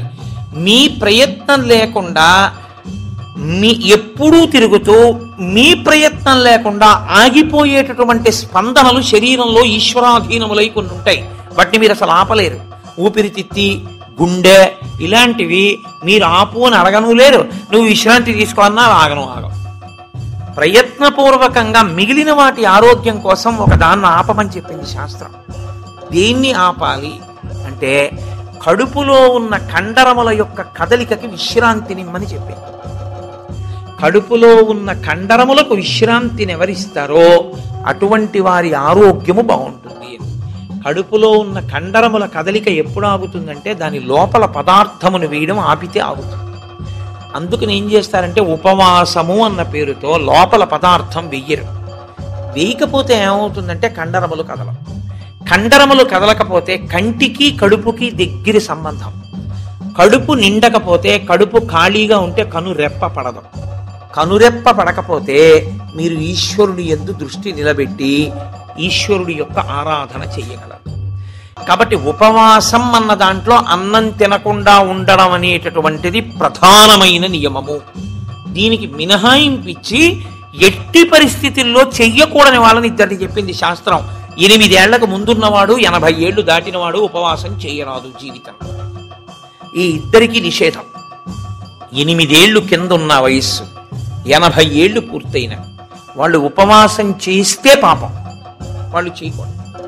ఎందుకని అంటే వాళ్ళ శరీరం అంగీకరించి అందులోకి పదార్థాన్ని వేయకపోతే ఒప్పుకోదు. 3వ మినహాయింపు ఒకరికి ఇచ్చింది. కడుపులోకి పదార్థం వెయ్యకపోవడమే విషంగా మారిపోయి శరీరాన్ని పడగొట్టగలిగిన వ్యాధి ఏదైనా సంక్రమించి ఉంటే, అంటే ఒక షుగర్ పేషెంట్ అనుకోండి, ఆయన అలా ఉండిపోయాడు అనుకోండి, ఫాస్టింగ్లో పడిపోతుంది, కోమాలోకి వెళ్ళిపోతాడు. అప్పుడు ఆయన పదార్థాన్ని శరీరం నిలబెట్టుకోవడానికి కావలసినంత పదార్థాన్ని లోపలికి పంపినా ఆయన ఉపవాసం చేసిన వాడే. మీరు ఎప్పుడు ఒకటి గుర్తుపెట్టుకోవాలి, శాస్త్రం ఎప్పుడు మాట్లాడినా చాలా ఉదారంగా మాట్లాడదు. శాస్త్రము కఠినంగా అసలు ఎప్పుడు ప్రవర్తించదు. అలా చెయ్యలేరు మీరు, నిజంగా చాలా కష్టం. కాబట్టి 8 సంవత్సరముల లోపు వాళ్ళు, 80 సంవత్సరములు దాటిన వారు ఉపవాసమును చేయరాదు. ఉపవాసమును చేయరాదు అంటే పదార్థమును విసర్జించి ఉండరాదు. కాబట్టి ఉపవాసము అన్న మాటలో మీ కడుపు కండరములు కదలకుండా విశ్రాంతి ఇచ్చుట అన్నది ప్రధాన ప్రక్రియ. ఇది మీరు చూడండి, ఇవాళ రేపు పెద్ద పెద్ద ప్లాంట్స్ కూడా షట్ డౌన్ అంటారు, కావాలని ఆప్ చేస్తారు. వాటి లాంగివిటీ పెరుగుతుంది, జీవితకాలం పెరుగుతుందని. అదే అన్వయం ఋషులు శరీరానికి చేశారు. ఇది కూడా ఒక యంత్రాంగం, ఇది ఒక తెప్ప. ఇది ఉంటే నువ్వు పుణ్యం చేస్తావు, ఇది ఉంటే నువ్వు ఇంకొక ధర్మకార్యం చేస్తావు. అసలు ఇదే లేకపోతే ఇంకేం చేస్తావు? ఇక జీవుడు చేసుకోవడానికి ఏం లేదు, ఇది ఉపకరణం. కాబట్టి దీన్ని చాలా జాగ్రత్తగా నిలబెట్టుకోవాలి. నిలబెట్టుకోవాలంటే దీని ఆయుర్దాయం పెంచాలంటే 2 రకాలుగానే పెంచాలి. ఒకటి, ఆవేశపడి ఊపిరి తీయకుండా ఉండాలి, ఎందుకంటే ఊపిరిలో ఆయుర్దాయం ఉంటుంది కాబట్టి. 2, అదే పనిగా దొరికింది కదా అని తింటూ ఉండకూడదు. కాబట్టి ఉపవాసం చేయాలి. ఈ 2 ఎవడు చేస్తాడో వాడు దీర్ఘాయుష్మంతుడు అవుతాడు. ఎవడు దీర్ఘాయుష్మంతుడు అవుతాడో వాడు పాపం చేయడానికి దీర్ఘాయుష్మంతుడు కాకూడదు. దేనికి దీర్ఘాయుష్మంతుడు కావాలి అంటే తన జీవుణ్ణి చక్కబెట్టుకోవడానికి దీర్ఘాయుష్మంతుడు కావాలి. అలా చేసేటటువంటి ప్రక్రియలో వచ్చిన అద్భుతమైనటువంటి తిథి ముక్కోటి ఏకాదశి. ఈ ముక్కోటి ఏకాదశి నాడు సర్వేషాం భోజనద్వయం అన్నారు. అది చాలా విచిత్రమైనటువంటి మాట. అసలు ముక్కోటి ఏకాదశి నాడు నువ్వు చెయ్యవలసినది ఏదో తెలుసా? సర్వేషాం భోజనద్వయం. ఈ శ్లోకం చాలా చమత్కారమైనటువంటి శ్లోకము. అందరూ కూడా భోజనద్వయం, 2 మాటలు భోజనం చేయండి. అదేమిటండి సర్వేషాం భోజనద్వయం అయితే ఉపవాసం ఎక్కడుంది అందులో? మరి ఇప్పటిదాకా మమ్మల్ని పట్టుకు పీకు తినేశావు, శరీరం చెరుక్కర్రన్నావు, దీన్ని నలిపేయాలన్నావు, దీన్ని క్లేశ పెట్టాలన్నావు, ఏకాదశి నాడు పెట్టకండి అన్నావు, ఉపవాసం చెయ్యండి అన్నావు, అలా 23 చేయకపోతే ముక్కోటి ఏకాదశి అయినా చెయ్యన్నావు. ఇన్ని చెప్పిన వాడివి మళ్ళీ ఇప్పుడేమంటున్నావు? ఏకాదశ్యాంతు కర్తవ్యం సర్వేషాం భోజనద్వయం. కర్తవ్యం, తప్పకుండా చెయ్యవలసిన పని. ఏకాదశ్యాంతు, ఏకాదశి నాడు ఏమి? సర్వేషాం, అందరికీ. భోజనద్వయం, 2 మాటలు భోజనం చేయండి. మరి అదేమిటి ఇప్పటిదాకా నీ చెప్పిన ఉపన్యాసం అంతా పోలా ఈ శ్లోకంలో? అది ఎందుకు శ్లోకాన్ని అలా చేస్తారో తెలుసా అండి? పెద్దలు, ఋషులు, మహాత్ములు చాలా అద్భుతమైన ప్రక్రియ చూపిస్తారు. నీకు ఆ అనుమానం బాగా రావాలనే శ్లోకాల రచన చేస్తారు. అప్పుడు నువ్వు సంతోషం ఏమిటంటే నీకు కష్టపడకుండా నీకు కన్సెషన్ ఇచ్చేసినట్లు కనపడితే దాన్ని కన్ఫర్మ్ చేసేసుకోవడానికి తాపత్రయపడు. సుఖపెట్టడానికి ఏదైనా ఛాన్స్ ఇచ్చామనుకోండి, అబ్బా ప్రతి ఏకాదశికి నేను 8 ఏళ్లలోపు 80 ఏళ్ళు పైకి ప్రతి ఏకాదశి నాడు నువ్వు షుగర్ వ్యాధిగ్రస్తుడిని అయితే ఎంత బాగుండో అనిపిస్తుంది. ఎందుకంటే ఉపవాసం అక్కర్లేదు, ఏదో ఒకటి పడేయచ్చు లోపల. కానీ ఆ శ్లోకానికి అర్థం ఏంటంటే భోజన అంటే ఓ జనులారా, మీ అందరికీ కూడా భోజనద్వయం అంటే భోజనం 2 మాటలు చేయండి అని కాదు. భో అంటే ఓ జనులారా, ద్వయం 2, ఏకాదశ్యాంతు కర్తవ్యం సర్వేషాం. అందరికీ ఏకాదశి నాడు 2 నియమములు పాటించవలసినదే. ఏమిటో తెలుసా 2 నియమాలు? శుద్ధోపవాస ప్రథమ. శుద్ధోపవాసం, ముక్కోటి ఏకాదశి నాడు ప్రత్యేకించి శుద్ధోపవాసం. ద్వైతులు నిత్యలోపవాసం చేస్తారు. అసలు వాళ్ళు ఏకాదశి నాడు ద్వైత సంప్రదాయంలో ఉన్న వాళ్ళు వాళ్ళ ఇంటికి మీరు వెళ్ళినా నీళ్ళు ఇవ్వరు. వాళ్ళు ఏకాదశి నాడు సత్యనారాయణ వ్రతం చేసుకోండి అంటే వాడు చేయరు. ఎందుకో తెలుసా అండి? ఈశ్వరుడికి నైవేద్యం పెట్టవలసి వస్తుంది. ఈశ్వరుడికి నైవేద్యం పెట్టద్దు వ్రతం చేస్తే. ఆయనకు కూడా పెట్టరు వాళ్ళు. ఆయనకి పెట్టడం కాదు, మీరు వాళ్ళ ఇంటికి వెడితే మీకు పండోకాయ కూడా చేతులు పెట్టరు. ఏమనుకోకండి, మీరు ఏకాదశి నాడు వచ్చారు మేము ఇవ్వలేమంట. వాళ్ళు ఉమ్ము కూడా గుటక వెయ్యరు, మంచినీళ్లు కూడా తాగరు. మరి అలా రోహిణీ కార్తెలోనూ అప్పుడు ఎలా ఉంటారండి అని మనకు అనుమానం వస్తుంది. అలాగే ఉంటారు. ఇక్కడ కాదు, రాజస్థాన్ ఎడారిలో ఉంటారు. తెలుసా అండి? వాళ్ళకి ఈశ్వరుడి మీద ఉన్న నమ్మకం అటువంటిది. ఏకాదశి వ్రతం వాళ్ళకంత గట్టిది.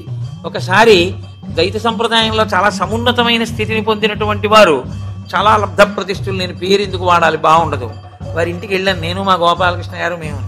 వెడితే ఆయన ఏకాదశి నాడు మేము వెళ్ళాం. వెడితే ఆయన అన్నారు, మీరు ఏమనుకోకండి, నేను మంచినీళ్ళు కూడా ఇవ్వను, ఎదురుగుండా మామిడి చెట్ల కాయలు ఉన్నాయి కానీ నేను ఇవ్వనని ఆ ఇంట్లో ఉన్న నౌకర్ని పిలిచి నేను చూడకుండా 4 కాయలు కోసి వాళ్ళకి ఇయ్యాను తప్ప ఆయన పోసి ఆయన చేతితో ఇవ్వాల. ఆయన పెట్టలేనివాడు కాడు, పెట్టుకోనివాడు కాడు, మహాత్ముడు, చాలా గొప్పవాడు, చాలా పెద్ద పదవి చేశాడే. ఇప్పటికీ ఆంధ్రదేశంలో స్మరింపబడుతుంటాడు. ఎందుకో తెలుసా అండి? ఆ సంప్రదాయం అటువంటి. వాళ్ళు ఏకాదశి నాడు శుద్ధోపవాసం, వాళ్ళు నిత్యలోపవాసం, నీటి గుటక కూడా వాళ్ళు వేయరు. కాబట్టి ముక్కోటి ఏకాదశి నాడు నువ్వు అలా చేస్తావా? 23 ఏకాదశులు మినహాయింపిస్తాను. శుద్ధోపవాస ప్రథమ అది చేసేస్తే అయితే ఏదో అలా మొత్తానికి నేను నానా కష్టాలు పడి ఏదో అశుద్ధోపవాసం చేసేస్తానండి, 3 కోట్ల ఏకాదశుల ఫలితం వచ్చేస్తుంది కదా అంటారేమో. సత్కథా శ్రవణం తథాహ. కేవలం తినకుండా కూర్చుంటే ఫలితం ఇవ్వరు. సత్కథా శ్రవణం, మీరు ఏదో భగవత్ సంబంధమైన విషయాన్ని వింటూ ఉండాలి. 12 ఘడియలు వచ్చేవారు. ఏకాదశి తిథి పరివ్యాప్తమై ఉన్నంతసేపు తినకుండా ఉండడం ఎంత ప్రధానమో 12 ఘడియలు రాగానే తినేయడం అంత ప్రధానం. ధర్మం మారిపోతుంది అంతే.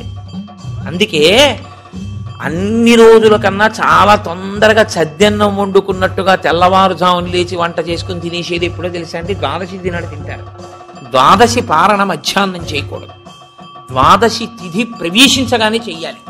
అందుకే ఏకాదశి వ్రతం చేసిన వాడికి శ్రీ మహావిష్ణువే అందేశారు. అంబరీషుడికి దొరకలా? అంబరీషోపాఖ్యానం ఏకాదశి వ్రతం కాదు. ద్వాదశి గడియలు రాగానే నేను పారణ చెయ్యాలంటే కదా దుర్వాస మహర్షి రాకపోతే నీళ్లు పుచ్చేసుకో, పోన్లేవయా మధ్యాహ్నం ఉండదా, ద్వాదశి సాయంకాలం ఉండదా, ఎప్పుడొస్తే అప్పుడే తింటానని కూర్చున్నాడా? ద్వాదశి గడియలు వచ్చేస్తున్నాయి, మరి ఏం చేయను అంటే పోనీ భోజనం చేయకపోతే నీళ్లు తాగే అన్నారు. నీళ్లు తాగేస్తే కదా ఆయనకు పాపం వచ్చింది. కాబట్టి ఏకాదశి వ్రతం నాడు ఉపవాసం ఎంత ముఖ్యమో ద్వాదశి తిథి ప్రవేశించగానే ద్వాదశి గడియ తగలగానే అన్నం తినేయడం అంత ముఖ్యం. అన్నం తినేయడం అంత ముఖ్యం అంటే చొక్కా వేసుకుని డైనింగ్ టేబుల్ మీద తినేస్తే ఏకాదశి వ్రతాన్ని కొక్కెత్తు. అన్నం ఎలా తినాలో అలాగే తిని, పైన చొక్కా బనీను లేకుండా శ్రద్ధాళువై తినాలి.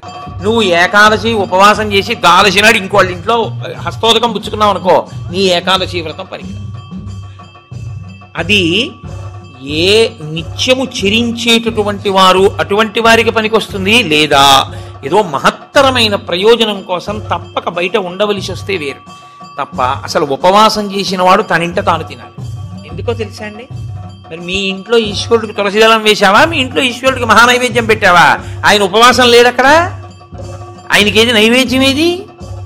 నేను మా ఇంటికి తాళం వేసేసి ఇక్కడికి వచ్చి నేను ఇక్కడ ఉపవాసం ఏంటి? నేను ఇక్కడ ఉపవాసం చేశాను, బాగుంది. ద్వాదశి నాడు మహానైవేద్యం ఎవరికి పెట్టను? నా సింహాసనంలో స్వామి ఉన్నారా? నా సింహాసనంలో స్వామికి అర్చన ఉండాలా? ఆయనకి నేను హస్తయోహ అర్ఘ్యం సమర్పయామి, పాదయోహ పాద్యం సమర్పయామి అని మహానైవేద్యం పెట్టానని నేను తినాలి. నేను ఎవరికి పెట్టను? నా భార్య ఏం పని చిప్పచడం చేసింది? ఎక్కడ వండింది? అందుకే పెద్ద పెద్ద నైమిత్తిక తిథులలో అసలు ఇల్లు విడిచిపెట్టి వెళ్ళకూడదు. విడితే ఏమవుతుందంటే అసలు తను చేయడానికి అవకాశాన్ని కోల్పోతాడు. మరి నువ్వెందుకు వచ్చావు గుంటూరు అనొచ్చు. ఇంతకన్నా గొప్ప విషయం ఏదో చెయ్యవలసిన అవసరం ఒకటి ఉంది. ఈ సంవత్సరం నేను వదిలిపెట్టినా నేను అలా వెళ్ళడం వల్ల ఒక పెద్ద ప్రయోజనం ఒకటి జరగాలి అని నేను అనుకున్నప్పుడు నేను స్వామికి నమస్కారం చేసి బయలుదేరిపోతానంతే. అప్పుడు అదొక త్యాగం. నేను దాన్ని విడిచిపెట్టేసుకోవడమే త్యాగం అంతే. అందుకే ఏకాదశి వ్రతం అంటే ఏకాదశి వస్తోంది కదండి నేను బయటికి ఎలా వస్తానని అడగాలి నువ్వు. అంతేగాని ఏకాదశి వస్తుంటే నువ్వు బయటికి వెళ్ళిపోతే వ్రతం ఎలా చేస్తావు? కాబట్టి గుంటూరు వచ్చి ఉపవాసం చేయొచ్చా? చేయకూడదు. కాకినాడలో ఉండి ఉపవాసం చేయాలి. కాబట్టి ముక్కోటి ఏకాదశి చెయ్యడం అంటే శుద్ధోపవాస ప్రథమ నిర్జలోపవాసమే. అంతకన్నా మరి నేను మినహాయింపులు ఇచ్చి చెప్పడం నా వల్ల కాదు. కానీ శాస్త్రం ఒక్కరి విషయంలో మినహాయింపు ఇచ్చింది. శరీర కష్టం చేసుకుని బ్రతికే వాణ్ణి మాత్రం ఉపవాసం చెయ్యమని నిర్బంధించవద్దు. వాడు పడిపోతాడు స్పృహ తప్పి, నీళ్ళు తాగకపోతే. కానీ అవకాశం ఉన్న వాళ్ళు మాత్రం తప్పకుండా చెయ్యవలసినదే, అంతకన్నా మార్గము లేదు. కాబట్టి శుద్ధోపవాస ప్రథమ నిర్జలోపవాసమే చెయ్యాలి యథార్థమునకు. మంచినీటి చుక్క కూడా ఇక ఏకాదశి తిథి నాడు పుచ్చుకోకూడదు. ద్వాదశి వచ్చింది ఇక నువ్వు ఉపవాసం ఉండవు.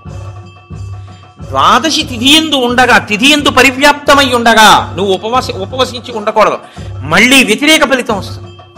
ద్వాదశి తిథి ప్రవేశించేసింది ఇక నువ్వు పాలన చేసేయాలంతే. ఎలా పాలన చేయాలో తెలుసా అండి? ద్వాదశి తిథి ప్రవేశించేటప్పటికి నువ్వు పరిశేచనం చేసేయాలంటే. ద్వాదశి ఉదయం 6:30కు వచ్చింది అనుకోండి, మీరు 6:30 లోపల మీ భార్య గారు మీరు సంధ్యావందనం అనుష్ఠానం పూర్తి చేసే లోపల ఆవిడ మహానైవేద్యం సిద్ధం చేసి తీసుకొచ్చి ఇచ్చేయాలి. మీరు నైవేద్యం పెట్టేసి ఆ రోజు 6:30కి భోజనం చేసేయాలి. నాకు సహించదండి అనకూడదు, చేసేయడమే. ఏకాదశి వ్రతమునందు ద్వాదశి కలిసిపోయి ఉంటుంది. నేను చెప్పింది అబద్ధం అయితే అంబరీషోపాఖ్యానం అబద్ధమే, అంబరీషోపాఖ్యానం అబద్ధం అయితే వ్యాసుడే అబద్ధం. కాబట్టి నేను చెప్పింది నిజం. ఏకాదశి వ్రతం అంటే అంతే, అలాగే చేస్తా.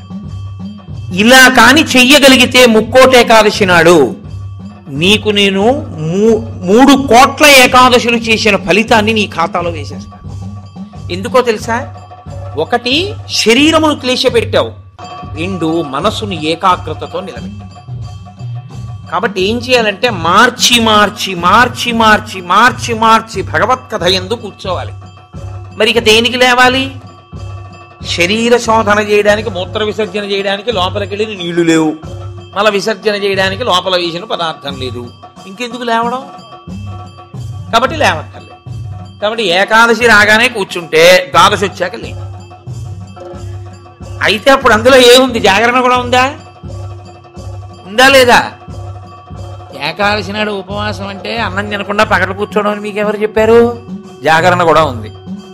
అందుకే ముక్కోటి ఏకాదశి నియమాలు అన్వయం అయ్యేది మళ్ళీ 3 తిథులకు అన్వయం అవుతాయి. 1 మహాశివరాత్రి, 2 గోకులాష్టమి, 3 శ్రీరామనవమి. ముక్కోటి ఏకాదశి నాడు ఏ నియమాలు పాటిస్తారో అవే నియమాలు ఆ 3 తిథుల్లో పాటించారు. ఈ 3 తిథులలో కూడా మీరు రాత్రి నిద్రపోకూడదు, పగలు ఏమీ తినకూడదు.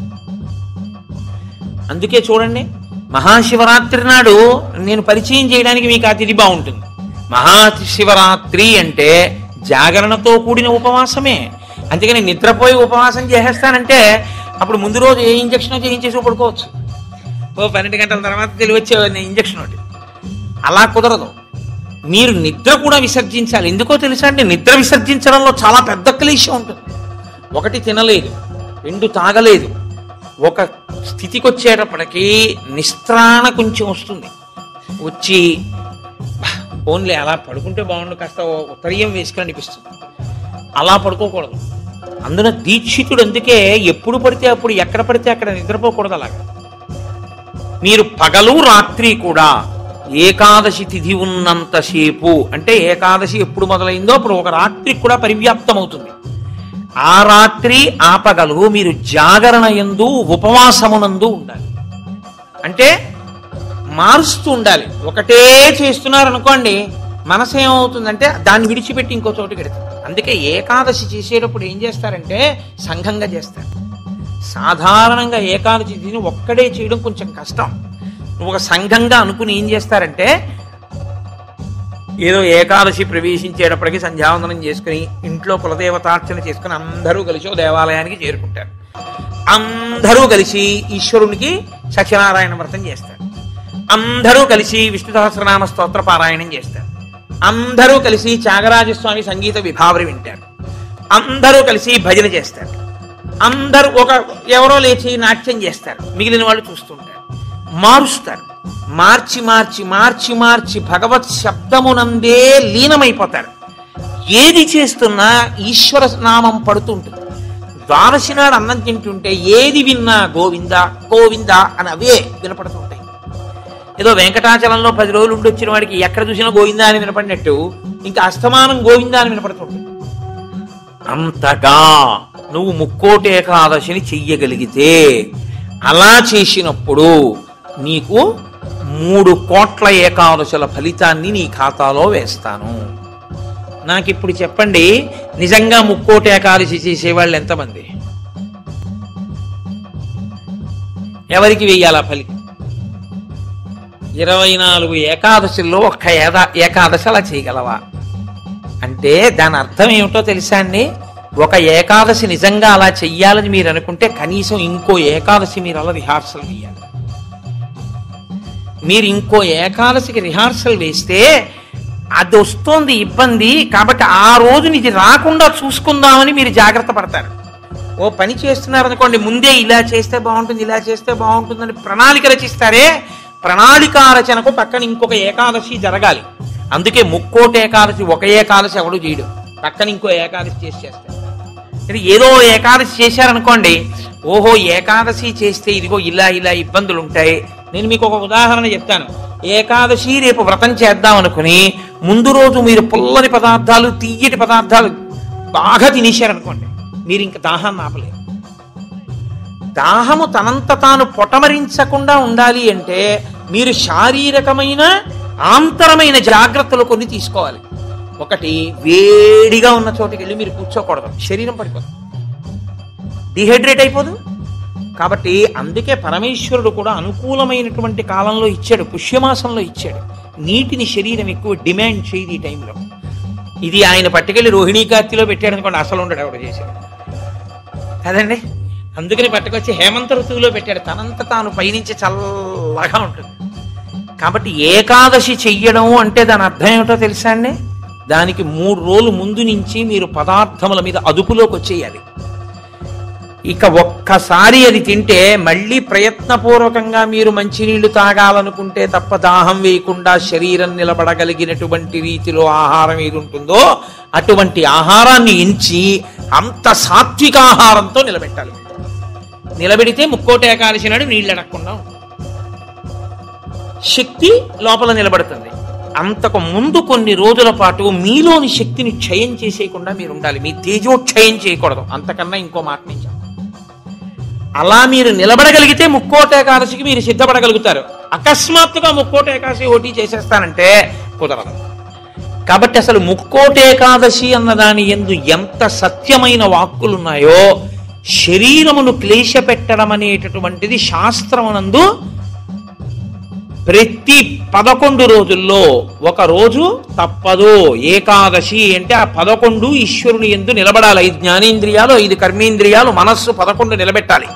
దానికి ఉపవాసం చేయాలి. అథవా ముక్కోటి ఏకాదశి నాడు చెయ్యగలిగినటువంటి ఈ పరిస్థితులన్నింటినీ మీరు సమన్వయం చేసుకున్నా, శరీరాన్ని నిలబెట్టినా, మీ మనసుని తీసుకెళ్లి ఈశ్వరుడి దగ్గర పెట్టడం మాత్రం అంత తేలికైన విషయం కాదు. కాబట్టి నేను మిమ్మల్ని అందరినీ నిరుత్సాహపరుస్తున్నాను అని మీరు అనుకోవద్దు. మీరు ఎప్పుడూ ఒక్క విషయం గుర్తుపెట్టుకోండి. మీరు ఏం చేశారు అన్నదాన్ని బట్టి 100% సిలబస్ బట్టి మార్కులు ఈశ్వరుడు వేయడు. మీ ప్రయత్నాన్ని చూసి హర్షించి వేసేస్తాడు. అసలు మీరు సంకల్పం ఒకటి చేశారనుకోండి, వచ్చే సంవత్సరం ముక్కోటి ఏకాదశి మనం ఎలా చేసుకుందాం అని ఓ 10 మంది పెద్దలు కూర్చుని వచ్చే ఏడాది మన దేవాలయంలో ముక్కోటి ఏకాదశి చేద్దాం. వచ్చే ఏడాది ముక్కోటి ఏకాదశి చేయడానికి నిజంగా అలా శరీరంలో పదార్థం వెయ్యకపోయినా నిలబడగలిగిన శరీరాలు ఇన్నున్నాయి. ఇందులో ఎంతమంది ఆ దారుఢ్యం ఉన్న వాళ్ళు ఉన్నారు? వాళ్ళని సప్తమి తిథి నుంచే మనం ఎలా సిద్ధం చేద్దాం. వాళ్ళని సిద్ధం చేసి ముక్కోటి ఏకాదశి నాడు ఎంతసేపు ఉండగలిగితే అంతసేపు ఉంటాడు. ఇక తప్పలేదు, 4 నీళ్లు గుటకలు వేయవలసి ఉంటుంది. నన్ను నమ్మండి, మీ ఉపవాసం పాడు. అది పుచ్చుకోకపోతే శరీరం పడిపోతుంది. ఇప్పుడు ధర్మం ఏమైపోతుందో తెలుసా అండి? ఆమరణ నిరాహార దీక్ష శాస్త్రమునందు అత్యంత మహాపాపము. మీ శరీరం పడిపోయే వరకు మీరు మీ ఏమీ తినను, ఏమీ తాగదు అని భీష్మిస్తే ఆ వ్రతఫలం ఇవ్వరు, పిశాచత్వం ఇస్తారు. అన్నం తినకుండా నీళ్లు పుచ్చుకోకుండా ఎవడైనా శరీరాన్ని పడగొడితే వాడి జీవుణ్ణి పిశాచంలోకి ప్రవేశపెడతారు. అందుకని ఇప్పుడు మీ ప్రయత్నం మీరు చేశారు, ఇక శరీరం పడిపోతుంది, తప్పదు, నీళ్లు పుచ్చుకోవాలి. ఇప్పుడు మీరు ఎంత నీరు తాగితే శరీరం నిలబడుతుందో అన్ని నీళ్లు తాగారు, అది ఉపవాసంలో అంతర్భాగం అయిపోతుంది. ఇప్పుడు ఒక్క అరటిపండు లోపల వేయకపోతే శరీరం నిలబడదు. ఓ అరటిపండు లోపల పడేశారు, మీకు ఉపవాసమునకు భంగము రాదు. కాబట్టి గురుముఖత చాలా జాగ్రత్తగా శాస్త్రము చెప్పిన నియమములను బాగా విని అసలు దాని మీద తర్ఫీదు ఏడాది మొదలుపెట్టారనుకోండి, మీరు చాలా తక్కువ మందితో మేము ఇలా చేస్తాం అన్న సంకల్పం 1. 2, అన్నిటికన్నా ప్రధానంగా దృష్టిలో పెట్టుకుని చేయవలసింది ఏమిటో తెలుసా అండి?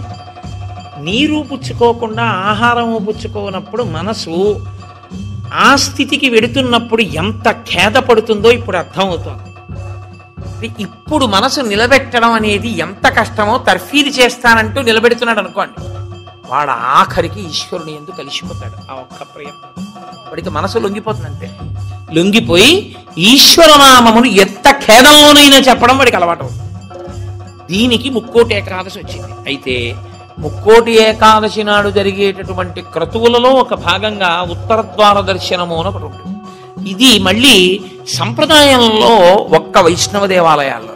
అసలు ఇంకా నేను పరమ సత్యం చెప్పవలసి వస్తే ఇది యథార్థమునకు ఒక్క శ్రీరంగ క్షేత్రమునకే సంబంధించి. అందుకే ఉత్తర ద్వారం తీయడం అన్నది ఒక్క శ్రీరంగ క్షేత్రానికే ఉంది. అసలు నిజానికి మిగిలిన క్షేత్రాల్లో ఉత్తర ద్వారాలు తీయడాలనే మాటలు లేవు. కాలక్రమంలో ఏమైందంటే అందరూ శ్రీరంగ క్షేత్రానికి వెళ్ళి ఇన్ని కోట్ల మంది ఉత్తర ద్వార ప్రవేశం చేయలేరు. కాబట్టి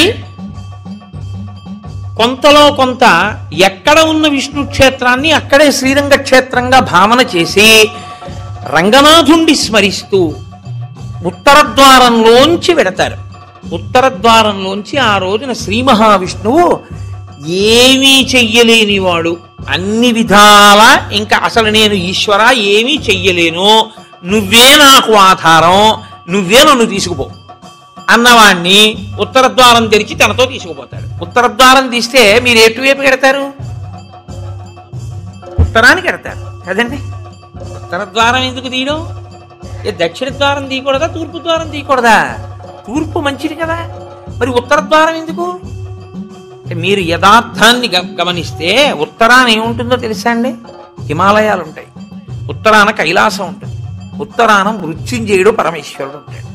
ఉత్తర దిక్కుకి ప్రయాణం చెయ్యడం అంటే దక్షిణ దిక్కుకి ప్రయాణం ఆగిపోతుంది. దక్షిణ దిక్కుకి ఏది ఎడుతుందంటే శ్మశానం ఉంటుంది దక్షిణ దిక్కున. ఎన్ని కోట్ల జన్మలెత్తినా ఆఖరికి శరీరం వెళ్ళిపోయేది అక్కడికి. ఎవడు ఈశ్వరుడితో పాటు ఉత్తినే ఉత్తరద్వారంలోంచి వెళ్ళడం కాదు, అసలు నిజంగా ఉత్తరద్వారంలోంచి వెళ్ళడం అంటే ఏమిటో తెలుసా అండి? ఈశ్వరుడి పల్లకి వెళ్ళి పల్లకి వెంట వీళ్ళు వెళ్ళాలి. అసలు శాస్త్రం అది. ఈశ్వరుడికి ఆ రోజున అర్చన చేసి పల్లకి పట్టుకుని పల్లకీని తీసుకెడతారు ఉత్తరద్వారంలోంచి. ఆయనతో వెళ్ళాలి. నువ్వు తినే ఉత్తరద్వారంలోంచి వెళితే నీకేం వస్తుంది? ఆయన వెళ్ళిన ఉత్తరద్వారంలోంచి వెళ్ళాలనుకోవాలి. అథవా అసలు నిజంగా వెళ్ళవలసింది ఏమిటంటే ఈశ్వరుడితో వెళ్ళాలి. కనీసంలో కనీసం నీ బాధ్యత ఏమిటి? ఉత్తరద్వారంలోంచి నువ్వు వెళ్ళాలనుకుంటే ఈశ్వరుడితో వెళ్ళేటప్పుడు ఎలా వెళ్ళాలో నువ్వు అలా వెళ్ళాలి. ఈశ్వరుడితో వెళ్ళేటప్పుడు వెళ్ళేవాడు ఎలా వెళ్ళాలి? వైదికంగా వెళ్ళాలి. పైన చొక్కా బనీను ఏమీ లేకుండా ఉత్తరీయాన్ని మాత్రమే కప్పుకుని పంచ గోచి పోసి కట్టుకోకుండా వెళ్ళకూడదు. గోచి పోసి కుర్చీళ్లు పెట్టుకుని వెనక్కి దోపుకోకుండా వెడితే మహాపాపం. వేదం పటలపన్నం చెప్తోంది. కాబట్టి కుర్చీళ్లు పెట్టి గోచి పోసి వెనక దోపి అన్నీ విప్పి ఉత్తరీయం వేసుకుని ఎవరి సంప్రదాయానుసారం వారు తిలకధారణ చెయ్యాలి. నీకు ద్వాదశనామములైతే ద్వాదశనామములు, నాకు విభూతి ధారణ ఎలా చెప్తే అలా నేను విభూతి ధారణ నేను చేసి శ్రీరంగనాథుడితో కలిసి ఆయన పల్లకీతో నేను ఉత్తర ద్వారంలోంచి మౌనంగా కానీ భగవన్నామని చెప్తూ కానీ ఆయన వెంట వెడితే నా ప్రాణోత్క్రమణమైనప్పుడు కూడా ఆయన నన్ను అలాగే తీసుకెడతాడు. ఉదారుడై నన్ను నమ్మి, శాస్త్రం నమ్మి నాతో ఓ రోజు వచ్చాడు కాబట్టి ఇప్పుడు అలాగే తీసుకెడతానని ఉత్తర ద్వారంలోంచి తీసుకెడతాడు. ఇది ఇక ఏమీ చెయ్యలేను, నాకేమీ చేత కాదన్నవాడైనా కనీసం చెయ్యాలి. ఏమీ చేత కాని వాడన్నా చెయ్యాలి. ఈశ్వరాన్ని నాకు ఏం చేతనైనని నేను అన్నీ చేసేస్తానని ఇది మాత్రం మానేస్తాను అన్నవాడన్నా చెయ్యాలి. అందుకే శివాలయంలో ఎందుకు ఉండదో తెలుసా అండి? ఉత్తరద్వారంలోంచి వెళ్ళేది అక్కడికే కాబట్టి ఇంకా మళ్ళీ శివాలయంలో ఉత్తరద్వారం ఎందుకు? అంత శివకేశవ అభేదంగా ఉంటుంది ముక్కోటి ఏకాదశి యథార్థము. కాబట్టి ముక్కోటి ఏకాదశి తిథి, ఏకాదశి తిథి అంత గొప్పవై ఉంటాయి. అందుకని ఉత్తరద్వార ప్రవేశం చేస్తారు. అటువంటి ముక్కోటేకాదశి తిథి నాడు మీరు భగవత్ సంబంధంగా ఏది చేసినా కూడా దేశకాలాదులను అనుసరించి కోట్ల రెట్లలో ఈశ్వరుడు దాని ఫలితాన్ని ఏర్పాటు చేసేస్తాడు. మీరు రామచంద్రమూర్తిని నించోపెట్టి పంచామృతాలతో అభిషేకం చేశారనుకోండి, 3 కోట్ల పర్యాయములు అభిషేకం చేసిన తరువాత ఆ మూర్తి ఎంత తేజస్సుతో నిలబడుతుందో అంత తేజస్సుతో నిలబడుతుంది. ఇప్పుడు ఆ వంశానికి ఆ దేవాలయానికి ఎంత శక్తి వచ్చేసిందో మీరు ఆలోచించండి. మీరు ఒక తులసిదళం పట్టుకొచ్చి శ్రీ మహావిష్ణువుకి ఇచ్చారనుకోండి, మీరు 3 కోట్ల తులసి దళాలు పట్టుకొస్తే ఏ ఫలితమో ఆ ఫలితం ఇస్తారు. 3 కోట్ల ఏకాదశుల్లో 3 కోట్ల తులసి దళాలు పట్టుకొచ్చి ఇచ్చిన ఫలితం. మీరు రేపొక్కసారి శ్రీరామ రామ రామేతి రమే రామే మనోరమే అన్నారనుకోండి, 3 కోట్ల పర్యాయములు విష్ణు సహస్రాన్ని పారాయణ చేసిన ఫలితం వేస్తారు. రేపు అన్ని 3 కోట్ల మీద వేస్తారు.